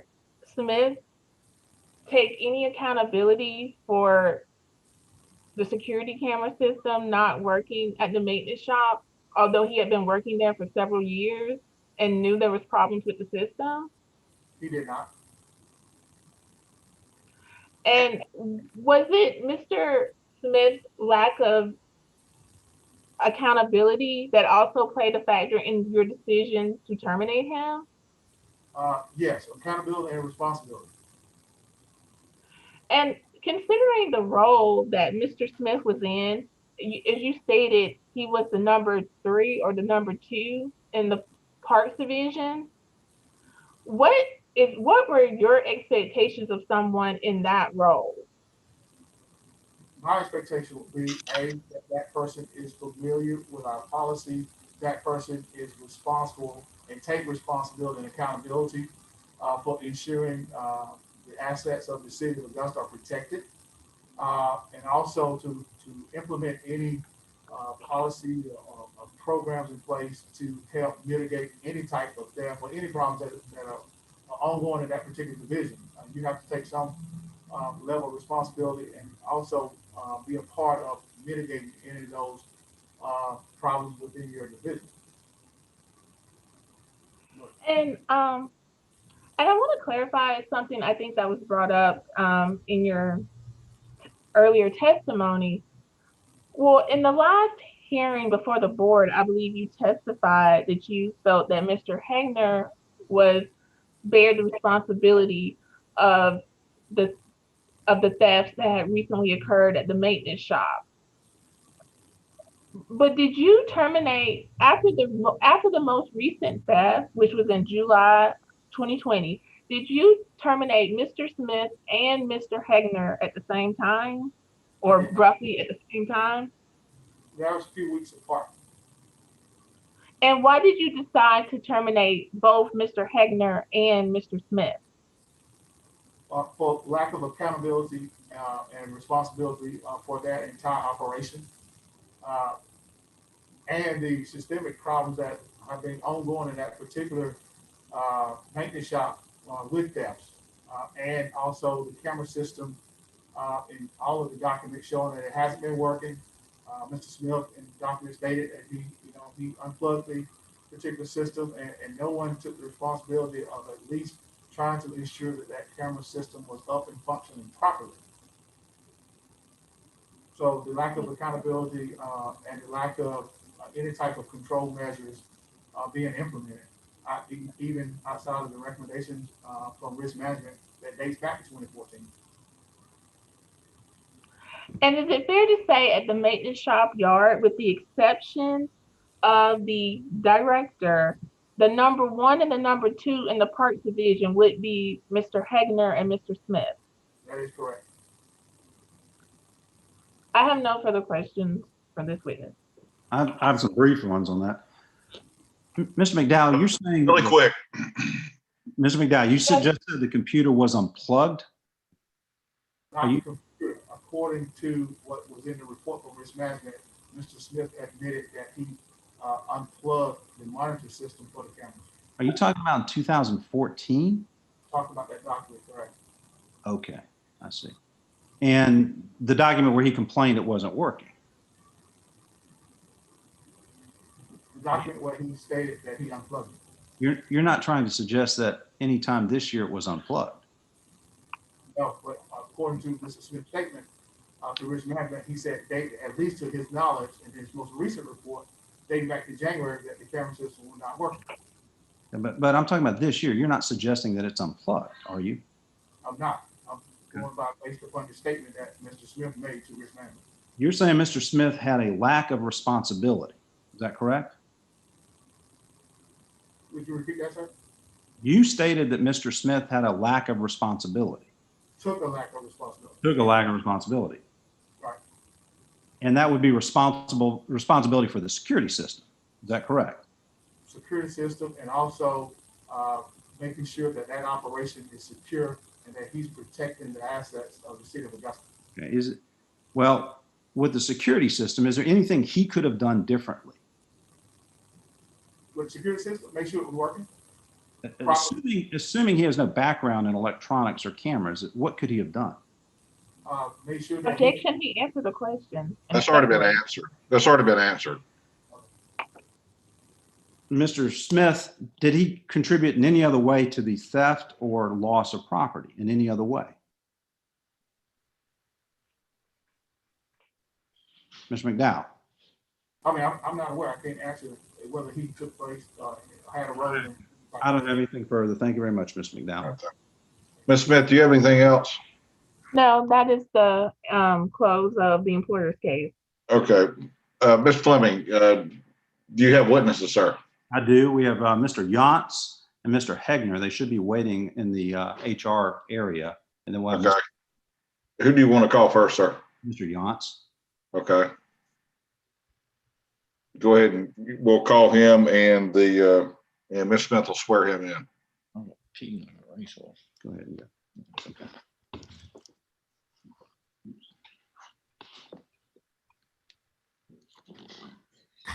Mr. Yount, will you please raise your right hand? Do you swear to tell the truth, the whole truth, and nothing but the truth, so help you God? Yes, ma'am. Mr. Yantz, state your full name for the record. Christopher Paul Yount. And where are you employed? I am employed with Augusta in risk management. Okay. And how long have you been in risk management? A little over a year now. Okay.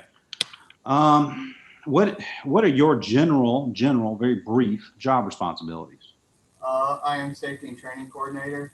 I assist other departments with different things, help provide training to other departments, as well as do safety inspections and assist other people in risk management in their duties sometimes. Is it fair to say risk management is a very broad category, including loss of theft, casualty loss, anything that can pose a hazard?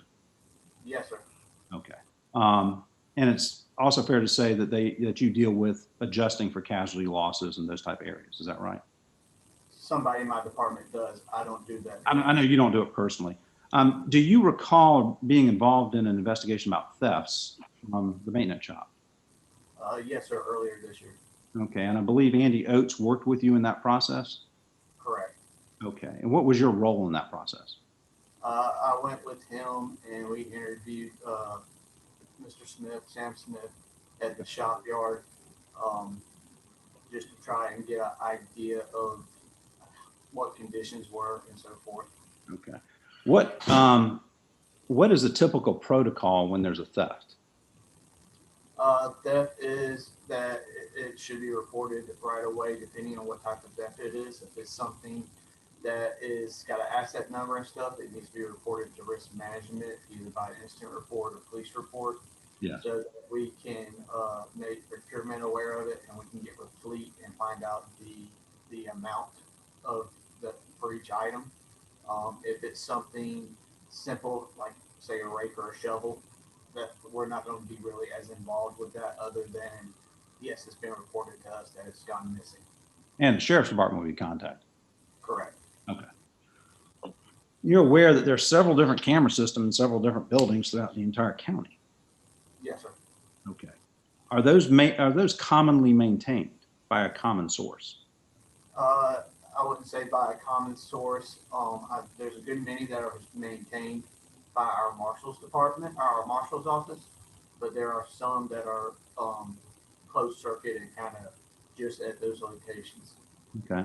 Are you aware that any camera has ever resulted in the apprehension of any thief? Not in my knowledge. IT does not supervise the maintenance or installation or operations of any of those cameras. Not that I'm aware of. Okay. Do you know anything about the camera system that was involved in this matter? I know it's a closed circuit at the shop itself. I know that usually the monitor is in Mr. Smith's office. Okay. You don't know how old this system would be? I know it was there prior to me becoming safety officer in the fall of 2015. So it's at least 5 years old. at least 5 years old. I don't know how much older than that. You know if there are any training manuals or operation manuals? Not to my knowledge. IT has a regular course of instruction for county employees, don't they? Yes, sir. They don't have a regular course of instruction on this type of system, do they? Not that I'm aware of. In fact, there is no way to train an employee in this system, is there? Not without probably reaching out to the manufacturer. Okay. Do we know who the manufacturer even was? I do not know. No, sir. We don't know if it's under warranty or under any maintenance plan where they would provide service, do we? Not to my knowledge. Are department directors in charge of presenting budgets to the county administrator? They are in charge of putting together or to submitting their budget to finance, and finance would be the one presenting to the administrator. Okay. Do you know if supervisors are involved in that process? To some degree, they may put in recommendations and so forth, but I don't know how much further in detail that goes. Do you know if a supervisor could actually order a piece of equipment on his or her own? But not without help of somebody else in administration, whether it be a deputy director or a director. You're aware of a 2014 memo that came out regarding a theft that happened in the maintenance shop at that time. Yes, sir, I'm aware of the memo, but that was prior to me being involved in safety and training. And that was an internally created risk management document, is that right? As far as I know, yes, sir. Okay. Do you know if any recommendation regarding the camera system, or do you know if there was any recommendation regarding the camera system that would have been followed? I do not know. I know the memo. I haven't really read through it in great detail. Is there anything that Mr. Smith could have done in hindsight that would have prevented this theft? Objection, speculation. In your investigation of risk management, did you reach a determination, and it is speculation because that's risk management's job, did you reach that determination? The only thing that we kind of found in question was that I believe it was stated that the last time that the monitoring system or the camera system worked was January of 2020. Do you know who made that statement? Mr. Smith made that to myself and Mr. Oates. Okay, was Mr. Hegner present? No, sir. Okay. Do you know if there was ever any maintenance on that camera system or the monitoring system? Not to my knowledge. What could have been done to fix it? Other than reaching out to the manufacturer to see what their recommendations were, I don't know, sir. Okay. So that, and I guess the contrary or the follow-up question, is there anything that Mr. Smith could have done that would have helped or result in the apprehension of anybody? The camera system was working. There's a chance that there may have been something to give us more information. And that's assuming that the original manufacturer would warranty or maintain it, or someone would be able to maintain it. Is that correct? I would assume so, yes, sir. Are you aware that there was a proposal in the 2020 budget cycle by Mr. Hegner for a new security system? Was not involved in the 2020 budget to know exactly if it was there. I do know that previously we had there was some budget about installing cameras at multiple community centers. Well, on the other camera systems that are involved in other community centers, has anyone ever been terminated because of that? Not to my knowledge. Objection, relevant. Well, Ms. Smith, we've laid it out that this was generated pretextually to fire Mr. Smith. But as you know, Augusta has various department directors. Like the director of Parks and Rec, which this is a incident that happened at Parks and Rec. I mean Mr. McDowell wouldn't have the power. Any Parks and Rec director wouldn't have the power to terminate someone if there was a theft in IT, or there was a theft in the law department, or there was a theft in central services. So that's why that's not relevant. Well, it would only be relevant to the extent that the assertions are not factual. If you want to ask him about Parks and Rec theft or something to that nature, that would probably be relevant. Mr. Yantz, you're familiar with other thefts that happened in the recreation department. Yes, sir. Nobody got terminated because of that either, did they? Not to my knowledge. Okay. And nobody certainly got terminated for the failure to maintain or operate a security system in Parks and Rec, except Mr. Smith. Not to my Right. knowledge. Correct. I don't have anything further. Thank you very much, Mr. Yantz. few questions for Mr. Yan. Mr. Yan, you testified that you're aware of other thefts that occurred in the Parks and Rec Department, correct? Yes, ma'am. To your knowledge, what have been the most egregious thefts that have occurred at the Parks and Rec Department? Those would be the theft of 2019 and summer of 2020. So those would be the two thefts that occurred at the maintenance shop yard. Yes, ma'am. Okay. You also testified earlier that I guess some security systems may be controlled by the marshal's office or maybe on the marshal's office circuit or IT, some may be on a closed circuit. Is that correct? Yes, ma'am. To your knowledge, is the security camera system or was the security camera system at the maintenance yard controlled by the marshal's office? No, ma'am, it's controlled by the closed circuit. And so when you say, well, let me ask you this, was it controlled by the IT department? No, ma'am. So when you say it's controlled by closed circuit, what do you mean? That is monitored there on site by staff at that location. There's no. So is it fair to, I'm sorry, I didn't mean to cut you off, Mr. Yan. There's no secondary monitoring.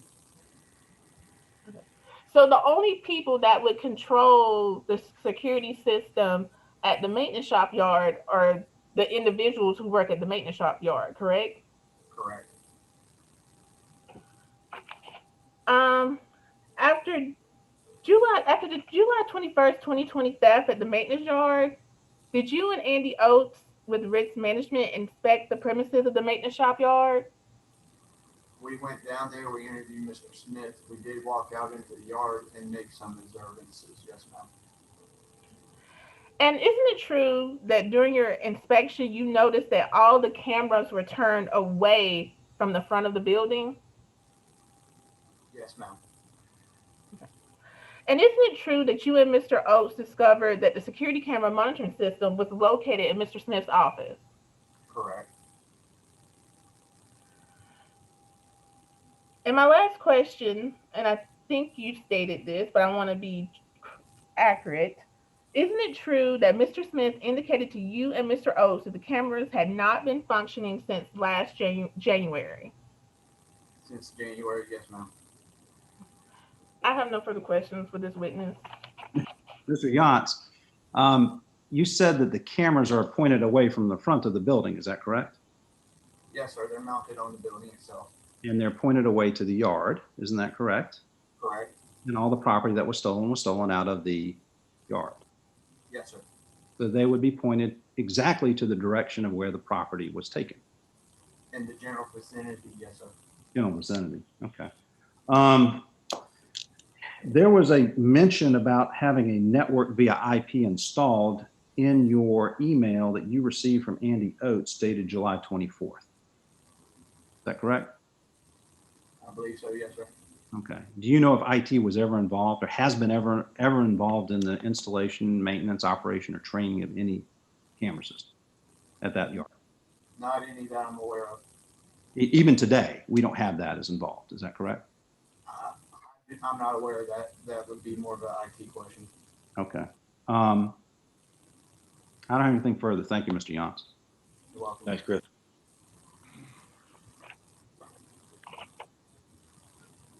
Ms. Jennings, go ahead.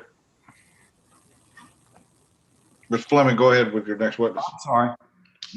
We are going to call Gary Hegner. He should be available. All right.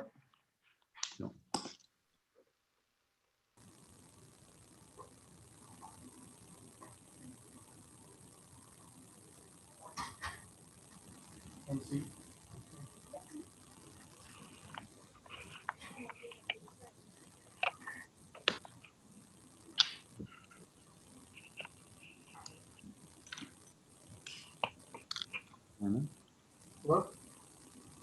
Would you, Mr. Hegner, will you please raise your right hand? Do you swear to tell the truth and whole truth and nothing but the truth, so help you God? I do. can you state your, first of all, Mr. Hegner, could you pull your mask down if it's okay, if it's safe? Is that okay? Yes. Thank you. Can you state your full name for the record? Gary Stephen Hegner. Okay. And what was your position with Augusta Richmond County? I was the deputy director in the Parks Division. Okay. Was Mr. Smith one of your subordinate employees? Yes, he was. And how many supervisors reported to you roughly? Equivalent to Mr. Smith, one other. Okay. Two Um, full-time, I'm and then other staff that were not supervisory in nature. I see. So you had supervisors and non-supervisors reporting to you. Is that correct? Okay. Are you aware of a 2014 break-in that would have happened over at the maintenance shop or yard, that area? No, I'm not. Okay.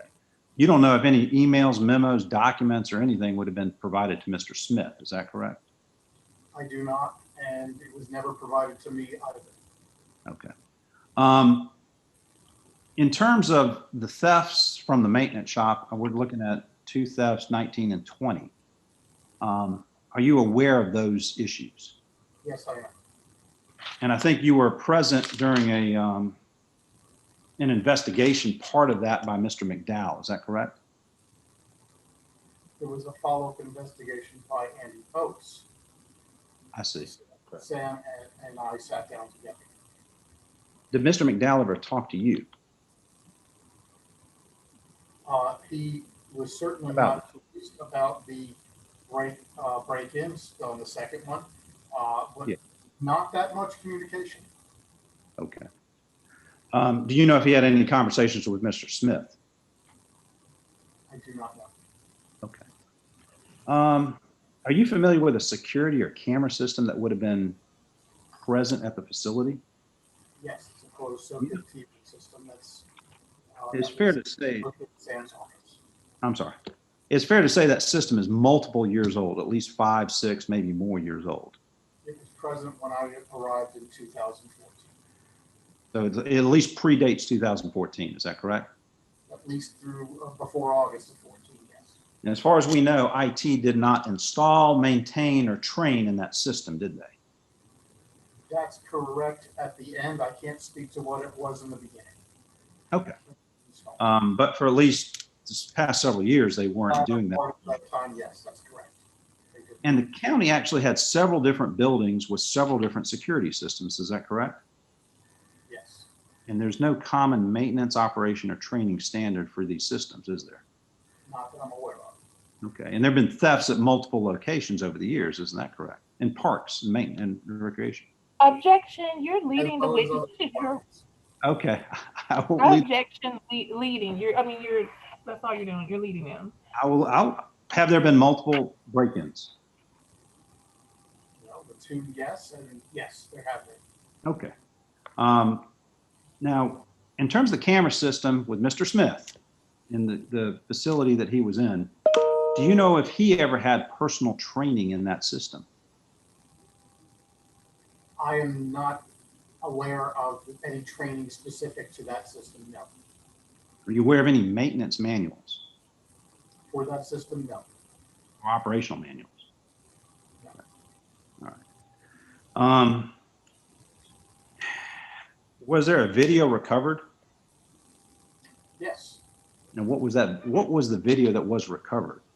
So in 2019, the video showed a black male that was present within the yard. It did not show them entering or leaving, I believe. If I remember correctly, it showed them in the center of the yard. It showed them moving around the vehicles, and that was as good as it got. It did not show us specifically. It wasn't enough to, I guess, convict anybody. Okay. Was that turned over to the sheriff's department? Yes, it was. Do you know if there was a video of the second incident? The second incident, on the incident report, it said that no video was available because what at the time we realized the monitor was not working properly, and then we replaced that monitor. Okay. Was there in fact a video that could be seen with the new monitor? Yes. Okay. What did the video show? Not much. Again, being it was taken at night, somewhat grainy. really didn't show enough to be able to provide enough evidence to certainly convict anybody. So the cameras were working. That is correct. Do you know if Mr. McDowell requested that video? I do not know. Do you know if it was provided to the sheriff's department? The second video, I do not think it was. We reviewed it, and I say we meaning staff. Yes. Sam, BJ Rucker, and then they talked to me about it. Basically, she said that there's nothing of value on this, and we looked at it and ultimately, realized that it's not going to be of any value to the sheriff's office. But multiple people. Reviewed it afterwards, yes. Once the monitor was changed out, that's correct. All that property was already secured in the yard. Is that correct? That is correct. Okay. And the property was stolen despite those security measures. Is that correct? That is correct. In your opinion, as Mr. Smith's supervisor, was that reasonable? Was his efforts reasonable in securing those items? I think the efforts taken were reasonable, yes. Okay. Now you're aware that Mr. McDowell in a October 14, 2020 hearing said he put all the blame on you. Is that correct? Pretty much. Okay. Do you think that was fair or accurate? Absolutely not. Is there anything in hindsight that could have been done which would have stopped or prohibited those thefts? There's always more that can be done. Obviously, you have to live within budgets. The budgeted items for cameras were in the budget and awaiting completion from a bigger picture, which included rec centers and our yard. So that could have been one method of seeing an improved security measure. Now, you requested in your budget an amount for a new security system this year.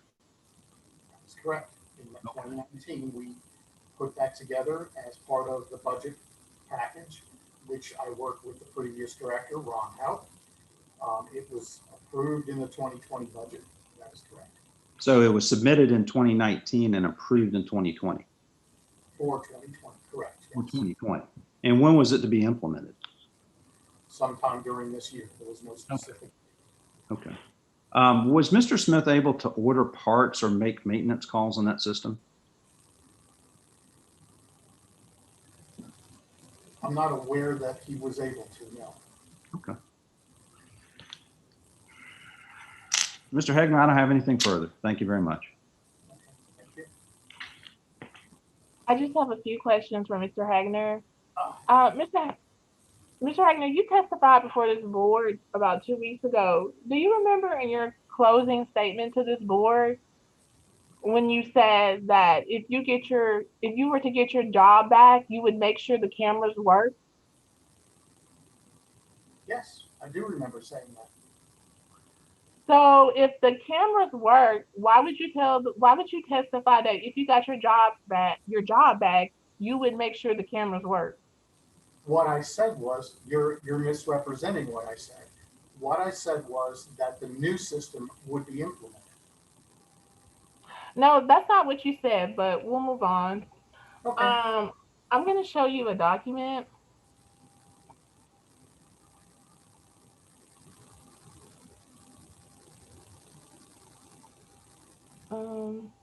I believe you've seen this document before. It was presented to you at your hearing. Just so that to be clear, this is a document that was created by the I think it's the loss prevention officer or the loss, what is his title? Andy Oates, the loss officer with risk management. It's to Joe Crozier, the risk manager, and it's the CC is Chris Yant. If you look at number 2, the highlighted portion, well, actually moving up to the first part, it says Joe. Chris and I interviewed Sam Smith about the recent theft. Here's what we discovered. 2, the camera system has not been functional since at least January. It was bought and installed by the Recreation Department. There is no maintenance program for it. Again, are you saying that this is a false statement? I never saw that document prior to my needing to inquire about it as part of a FOIA requisition. That document was never provided to me prior to my leaving in August. But I guess that's not what I'm asking you. I'm asking you, are you saying that it's not true, like this statement is not true, that this camera system has not been functioning since at least January? This is what risk management stated that your subordinate, Sam Smith, told them during an investigation. If that's what Sam said, that's what Sam said. I am I have no not. further questions. I have no further questions for this witness. I am not aware that it was out since January. Certainly the monitor was not out since January. I have no further questions for this witness. I have a recross on that, a rebuttal on that. Mr. Hegner? Real quick. With 2000, you requested a new camera system or an update to the camera system in 2019. Correct. Why? Because we felt that the camera system that was currently in place was not serviceable to the level that we wanted it to be. Nothing further. Thank you very much. I'll entertain any questions right now from the board.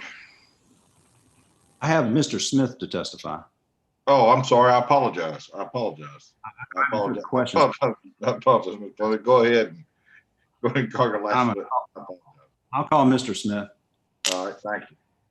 Would you, you want me to, you solemnly swear affirm the testimony in this matter shall be the true self you got? Yes, sir. Thank you. State your name for the record. Thomas Graham Smith. Mr. Smith, where were you employed? Augusta Richmond County Recreation and Parks Department. Okay. And how many years had you worked for the Recreation and Parks Department? Recreation and Parks since I think 2011. I was with Public Services Trees and Landscape from 08 to 11. I was with Trees and Landscaping Department in 90, I want to say 99 to 2003. Okay. So 21 years for the county. Off and on, yes. I had a 5-year vacation. Okay. Are you familiar with the security system that existed over at the parts and maintenance? I mean, the shop, the maintenance shop. Yes. Okay. Yes. When did that come in? When was it installed?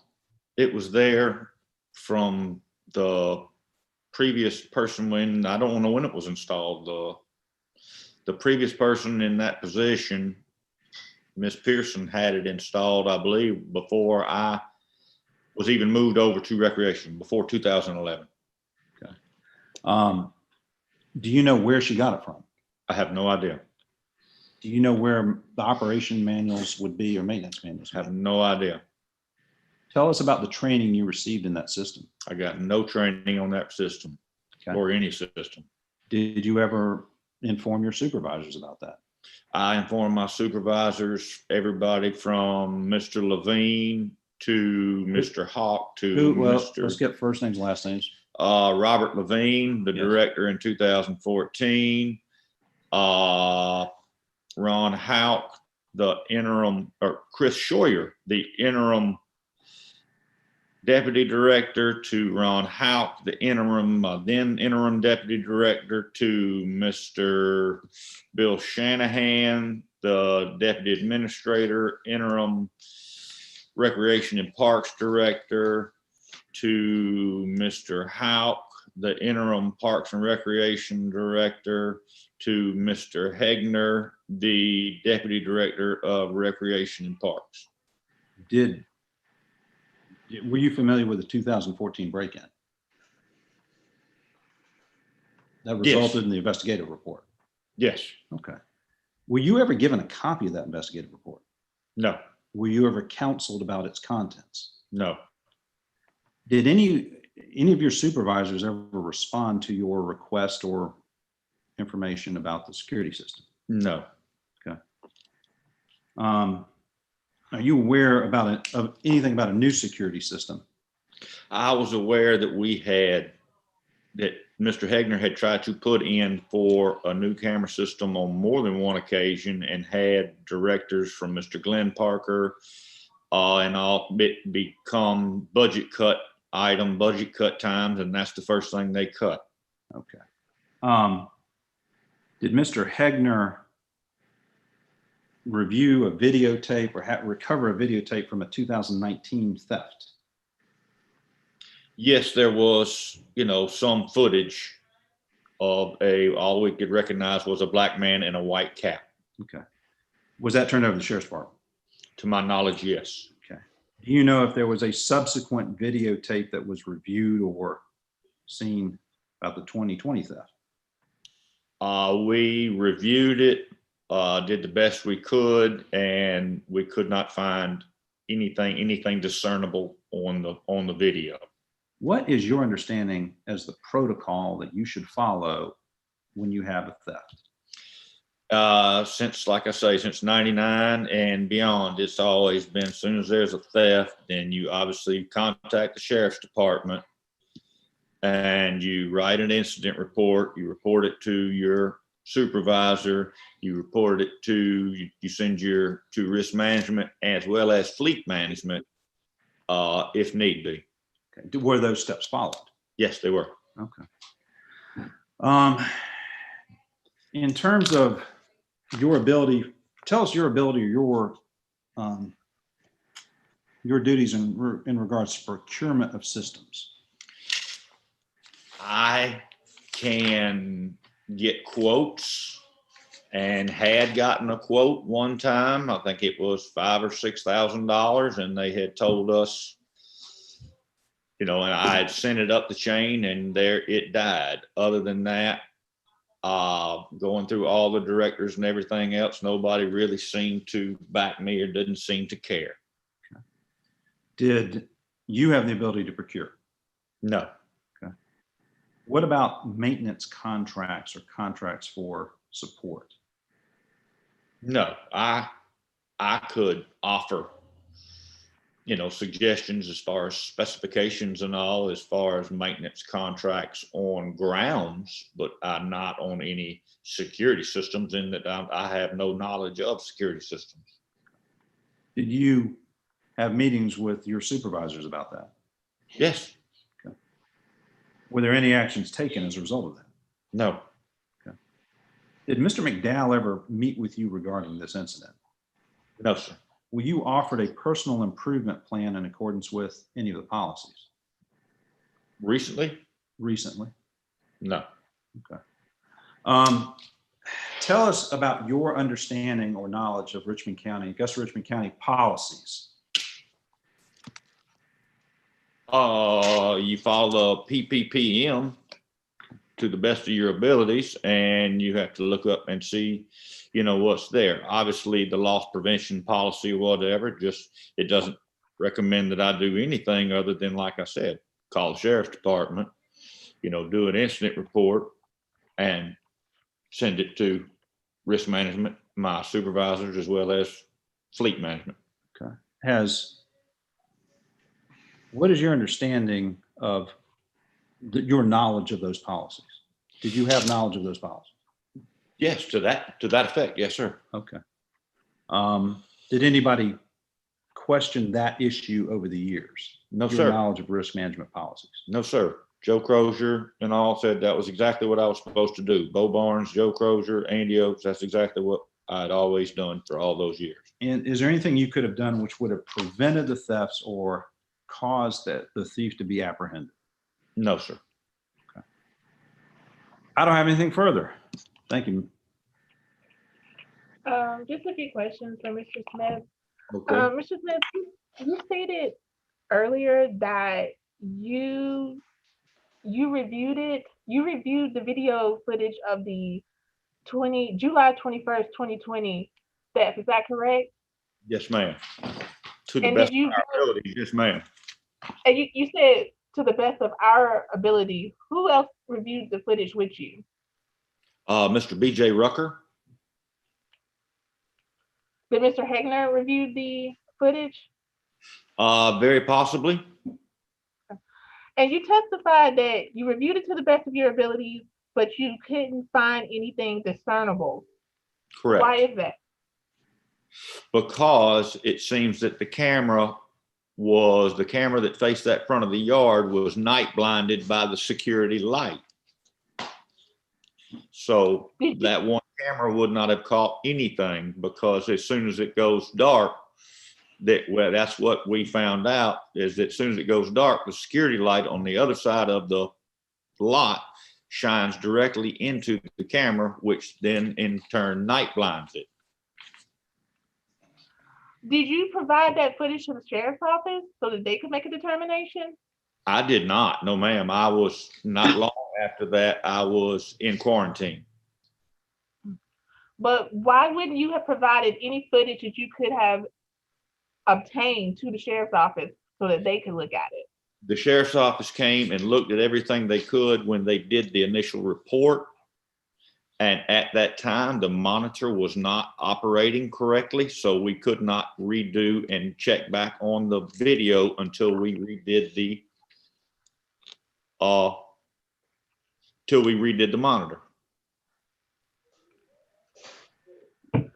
Mr. Smith, Mr. Yount testified that the security camera system out there in the maintenance yard is on a closed circuit. So the only people that would have been responsible for operating the system would have been the staff at the yard, correct? I don't know how responsible we were, but we were the only ones that had, I guess, access to it. Okay. And you were the most senior manager at the maintenance yard, correct? Yes, ma'am. And the monitoring system was in your office, correct? Yes, ma'am. Okay. And there was some testimony earlier about you unplugging the camera system in 2014. Did you think it was acceptable to unplug the cameras in 2014? No, ma'am, that's been taken way out of context. The only reason I would have unplugged, I never unplugged the cameras. The only reason I would have unplugged the monitor is because that was the only way I knew. I figured I could reboot it, kind of like you do your TV set when you unplug it for 30 seconds and then you plug it back in. But to note, in no time was that camera ever unplugged or the monitors ever unplugged more than 30 seconds at a time in hopes that the cameras would reboot and then come back and work properly, kind of like your computer. So is your testimony today that you never unplugged the security cameras in 2014? Correct. Other than, like I said, unless you were just trying to, if it was acting up and you were just trying to reboot the system, you count to 30 and plug it back in. And do you think it's acceptable for you to not have any responsibility for ensuring the security cameras at the maintenance shop, even though the monitoring system was in your office? No, ma'am. I think it was beyond my responsibility to have the cameras upgraded to where they could monitor to actually where they would be sufficient to apprehend anyone that came into that yard. But how could that happen if the system wasn't working properly? And therefore, that's why I took bids and sent the bids up the chain to the people that could procure said camera and then make it work like it should, as well as had questions about made notes that IT should be doing this, or the Marshal's Department, or anything else, but my superiors, nothing was done to help me alleviate this. So is your testimony today, you've been the parks maintenance superintendent for how many years?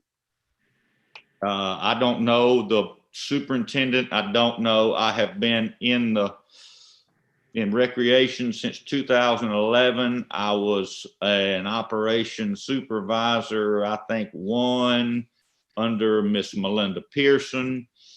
with Mr. Darrell Bennett, and then Miss Pearson was moved to another department, and eventually her operations manager's job went away, and I just kind of inherited the shop.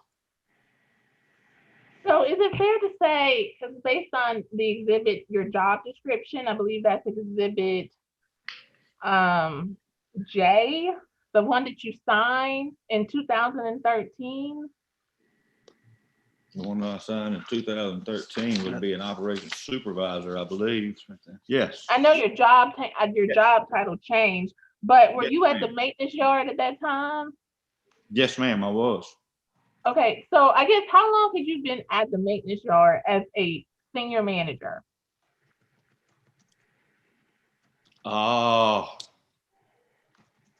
not sure when Miss Pearson was relieved. I would think around 2013 or 14. Okay, and so is it fair to say you've probably been at that location since 2013? Yes, ma'am. Okay, so is your testimony today that ever since 2013, you have been telling various directors and various department directors whose offices are not located at that facility that there is a problem with the security camera system and they just did nothing about it? That is correct. Okay. And also, are I you, even went as far as to get a quote for a new system that would upgrade, and it still went nowhere. and you said that you are familiar with the loss prevention policy, is that correct? I am. I mean, that's what you testified to just a few minutes Yes, ma'am. ago. Yes, ma'am. Are you aware that the loss prevention policy is not about reporting things to the sheriff's office? It's actually trying to prevent theft before it happens, not what to do when a theft actually occurs? Oh, I understand that, but there again, all of the employees, as well as supervisors, know of their equipment and this sort of stuff. But when we leave for the day, we don't, it's been locked up, and that's to the extent of it. We lock up our equipment and that's it. We have to go home. I understand that, but you said you testified that you were aware of the loss prevention policy, but you seem to be confused about the purpose of the policy. I don't seem to be confused at all about the purpose of the policy. Well, you stated that you followed the policy by reporting the theft to the sheriff's office, but that's not what the policy is about. It's about what you should do as a manager to ensure theft doesn't occur. I'm sorry, I misspoke. I followed the procedures I was always taught, as opposed to the policy. Last I checked, it was the policy and procedures manual. My last question, do you take any responsibility for at least 3 thefts that have occurred at a facility that you directly manage that has resulted in the loss of thousands of dollars of government property that has never been recovered?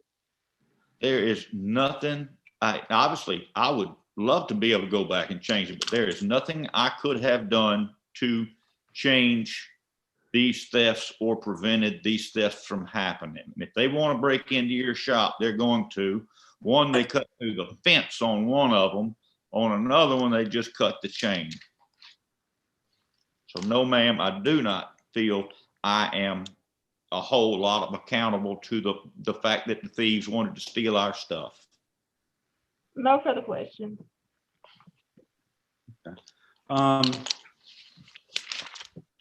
Just briefly, you said there's policies and procedures, is that right? Correct. Is there a training process for those? There is supposed to be through risk management. Was that done with you?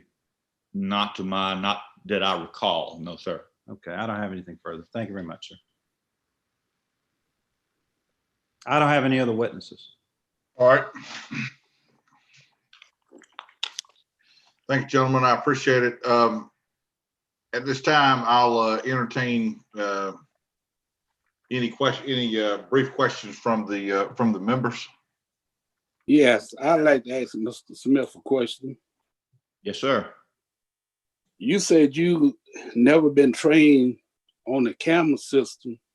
Well, how did you pull up the footage to see whether anything was there?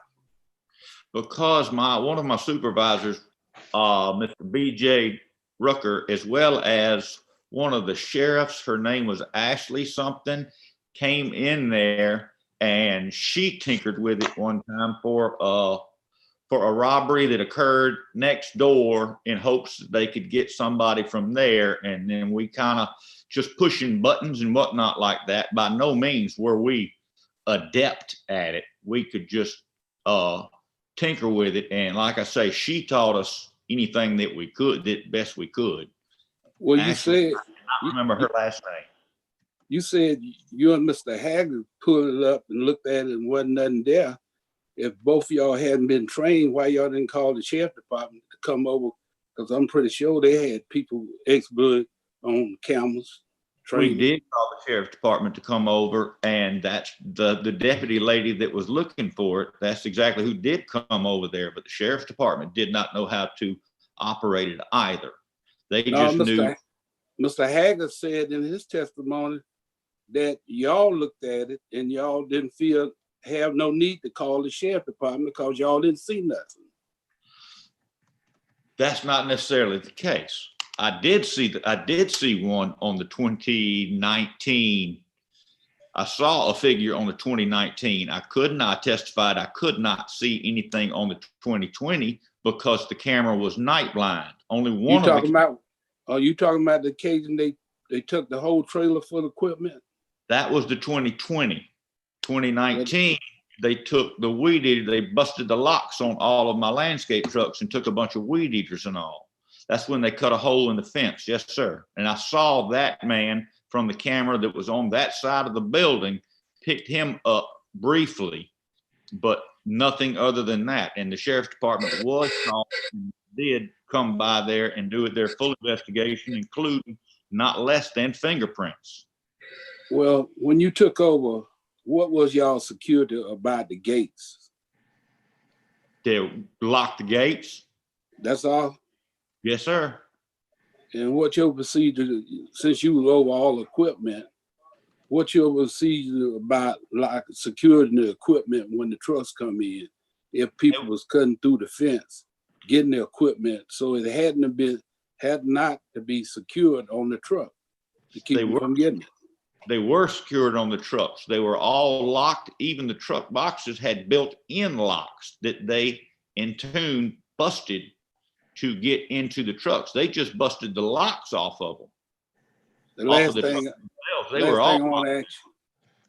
I want to ask you, did you ever put in a written request to be trained on the cameras when you took over?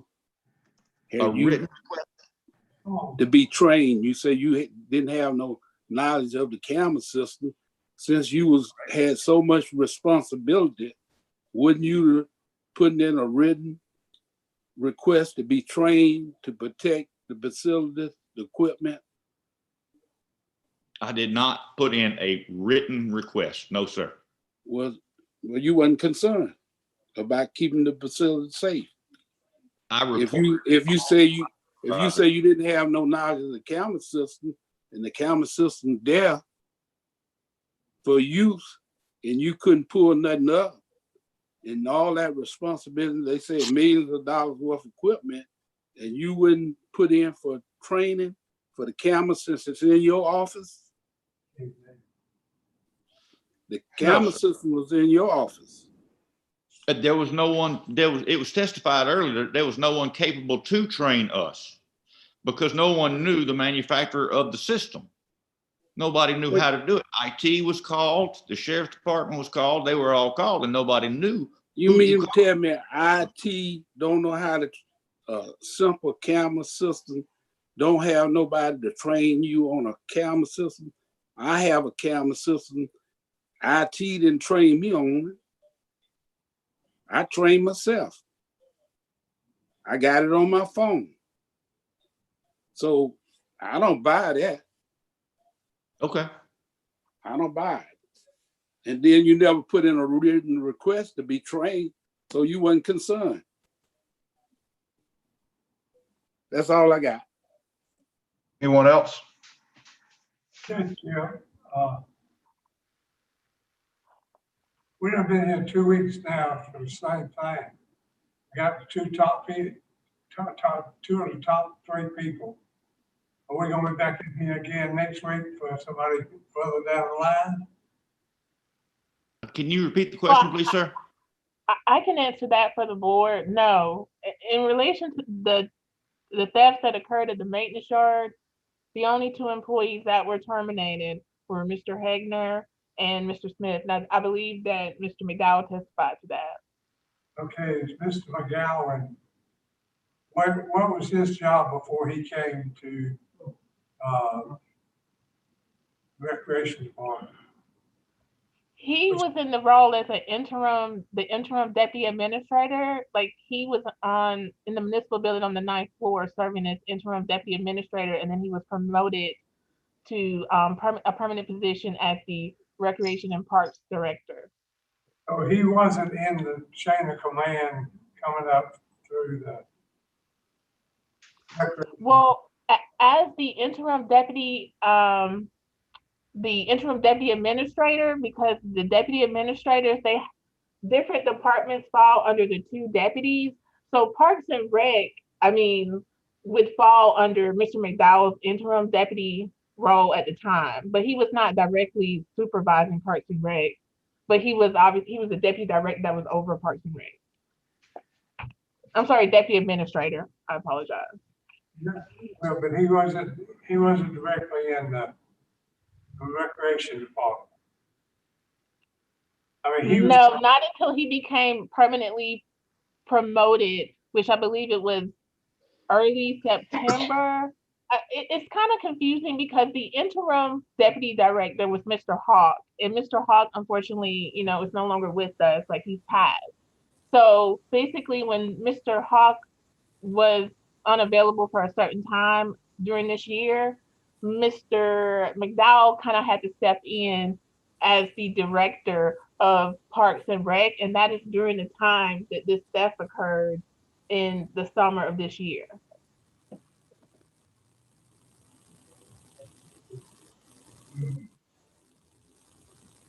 Anybody got anything else? I got a lot, but I'll let it go. Let's go into executive session. I'm gonna give a closing real fast. Ms. Smith, if you want to go ahead and finish up your case, I'll give Mr. Fleming if y'all can take just a couple of minutes to do it each, and I appreciate it. Okay.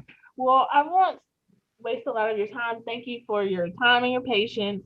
You've heard a lot of evidence today. You've definitely heard a disturbing pattern of thefts occurring at the maintenance shop yard, stemming all the way from 2014 to present. One of the common staples was the senior manager who used to work at the maintenance shop yard, Mr. Sam Smith. Some of the most telling testimony that you heard today came from Mr. Smith's own witness, Chris Yount, with Risk Management.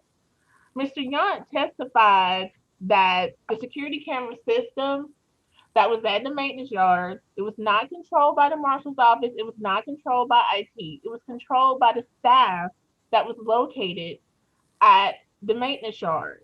The most senior staff whose office was at the maintenance yard, his office had been there for at least 2013, was Mr. Smith. Not only was his office at the maintenance yard and he was there every day, the security monitoring system was right there in his office, right beside his desk. Mr. Yount also testified that yes, he is aware of some other thefts that occurred in the Recreation and Parks Department, but the most egregious thefts that have occurred, to his recollection, have occurred at the maintenance shop yard. As we know, based on today and even the hearing that you all heard 2 weeks ago, In the past 13 months, approximately $33,000 of government property has been stolen from the maintenance shop yard. Mr. Smith also testified about what his responsibilities were, and he wants you to believe that he didn't have any responsibility for ensuring the safety of the maintenance yard. But that clearly is not the case. Mr. Smith was not powerless when it came to the operation of the security system. This is clear by the mere fact, and based on his own testimony, the security system was in his office. He could review the system, like he stated with Mr. Hegner and other staff. So he definitely had control over the system.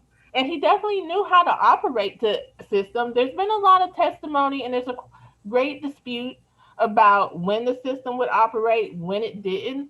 But clearly, Mr. Smith knew how to operate the system.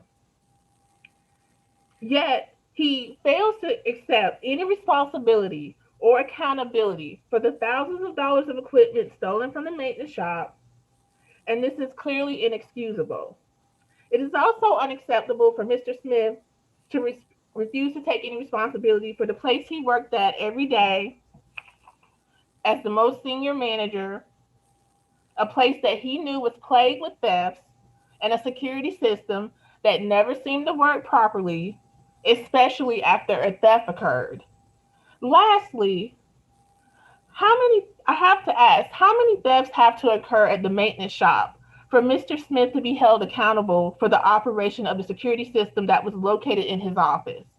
How much equipment bought with taxpayer money must be stolen and never recovered for Mr. Smith to be held responsible for the loss of equipment directly under his supervision?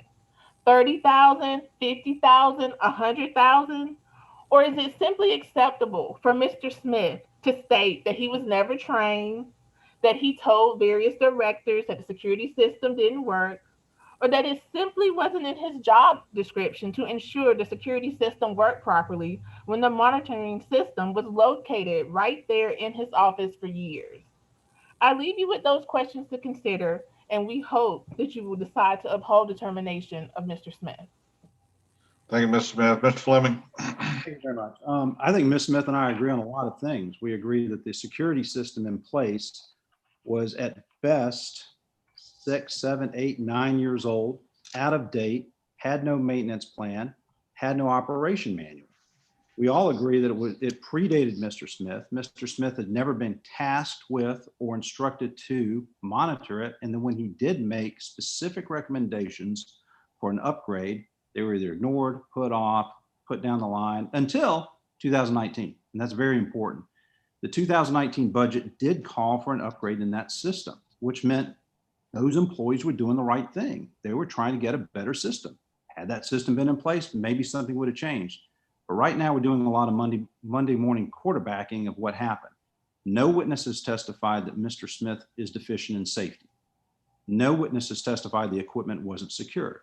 No witness testified that Mr. Smith didn't take reasonable efforts in instructing employees. If you look at the provisions under the policy manual that you have, 1100.306, no one's testified that Mr. Smith violated any of those policies. Not at all. There has been, 304, excuse me, on loss prevention. There's no testimony that he's violated any of those policies. So now what we're trying to see is forcing him to take responsibility of something that he didn't violate. Number two, it is a closed security system, but who trains? And I think Mr. Riles makes a good point about written requests from training. I've been through this policy manual and the procedure manual. I find no form or no policy or procedure outlining how to do a written request, like a written maintenance request, a written training request. And who does that go to? IT doesn't do it. Who would that training request go to? It would go to nowhere. So if there's any failure, it's a failure of not having a policy to have a training request mechanism. At the very, very, very basic part of this was Mr. McDowell's original complaint. It was 4 components and only had to do with the security system that even today is not, as far as we can tell, operational. what Mr. Smith is going through is he's being singled out for something bad that happened. And there's no question about that. There's nothing he could have done that would have prevented it or changed the outcome. And most important and telling, Mr. McDowell's known about the security video. He's not surrendered anything to the sheriff's department. So I would hope that we don't hold Mr. Smith to a higher standard than the department director. Other than that, I'll defer to the committee. I hope you make the right decision in this matter. Thank you very much. If I may, if I can clarify one point, and I know I did not call the officer today to testify, but I know for a fact, and I would not lie to this board, that there is no video footage. I spoke with the officer. There's no video footage. So it doesn't exist. Well, I know the officer didn't see it. I don't think Mr. McDowell saw it. And my understanding is that Mr. Smith told the officer that there's no video footage. I know that's not evidence, but I have a problem with, Mr. Smith's lawyer mischaracterizing or putting something out there and that's just pure speculation. Like, it's not true. There's no video footage. And if there was video footage, I would have hoped you would have obtained it, but it's not.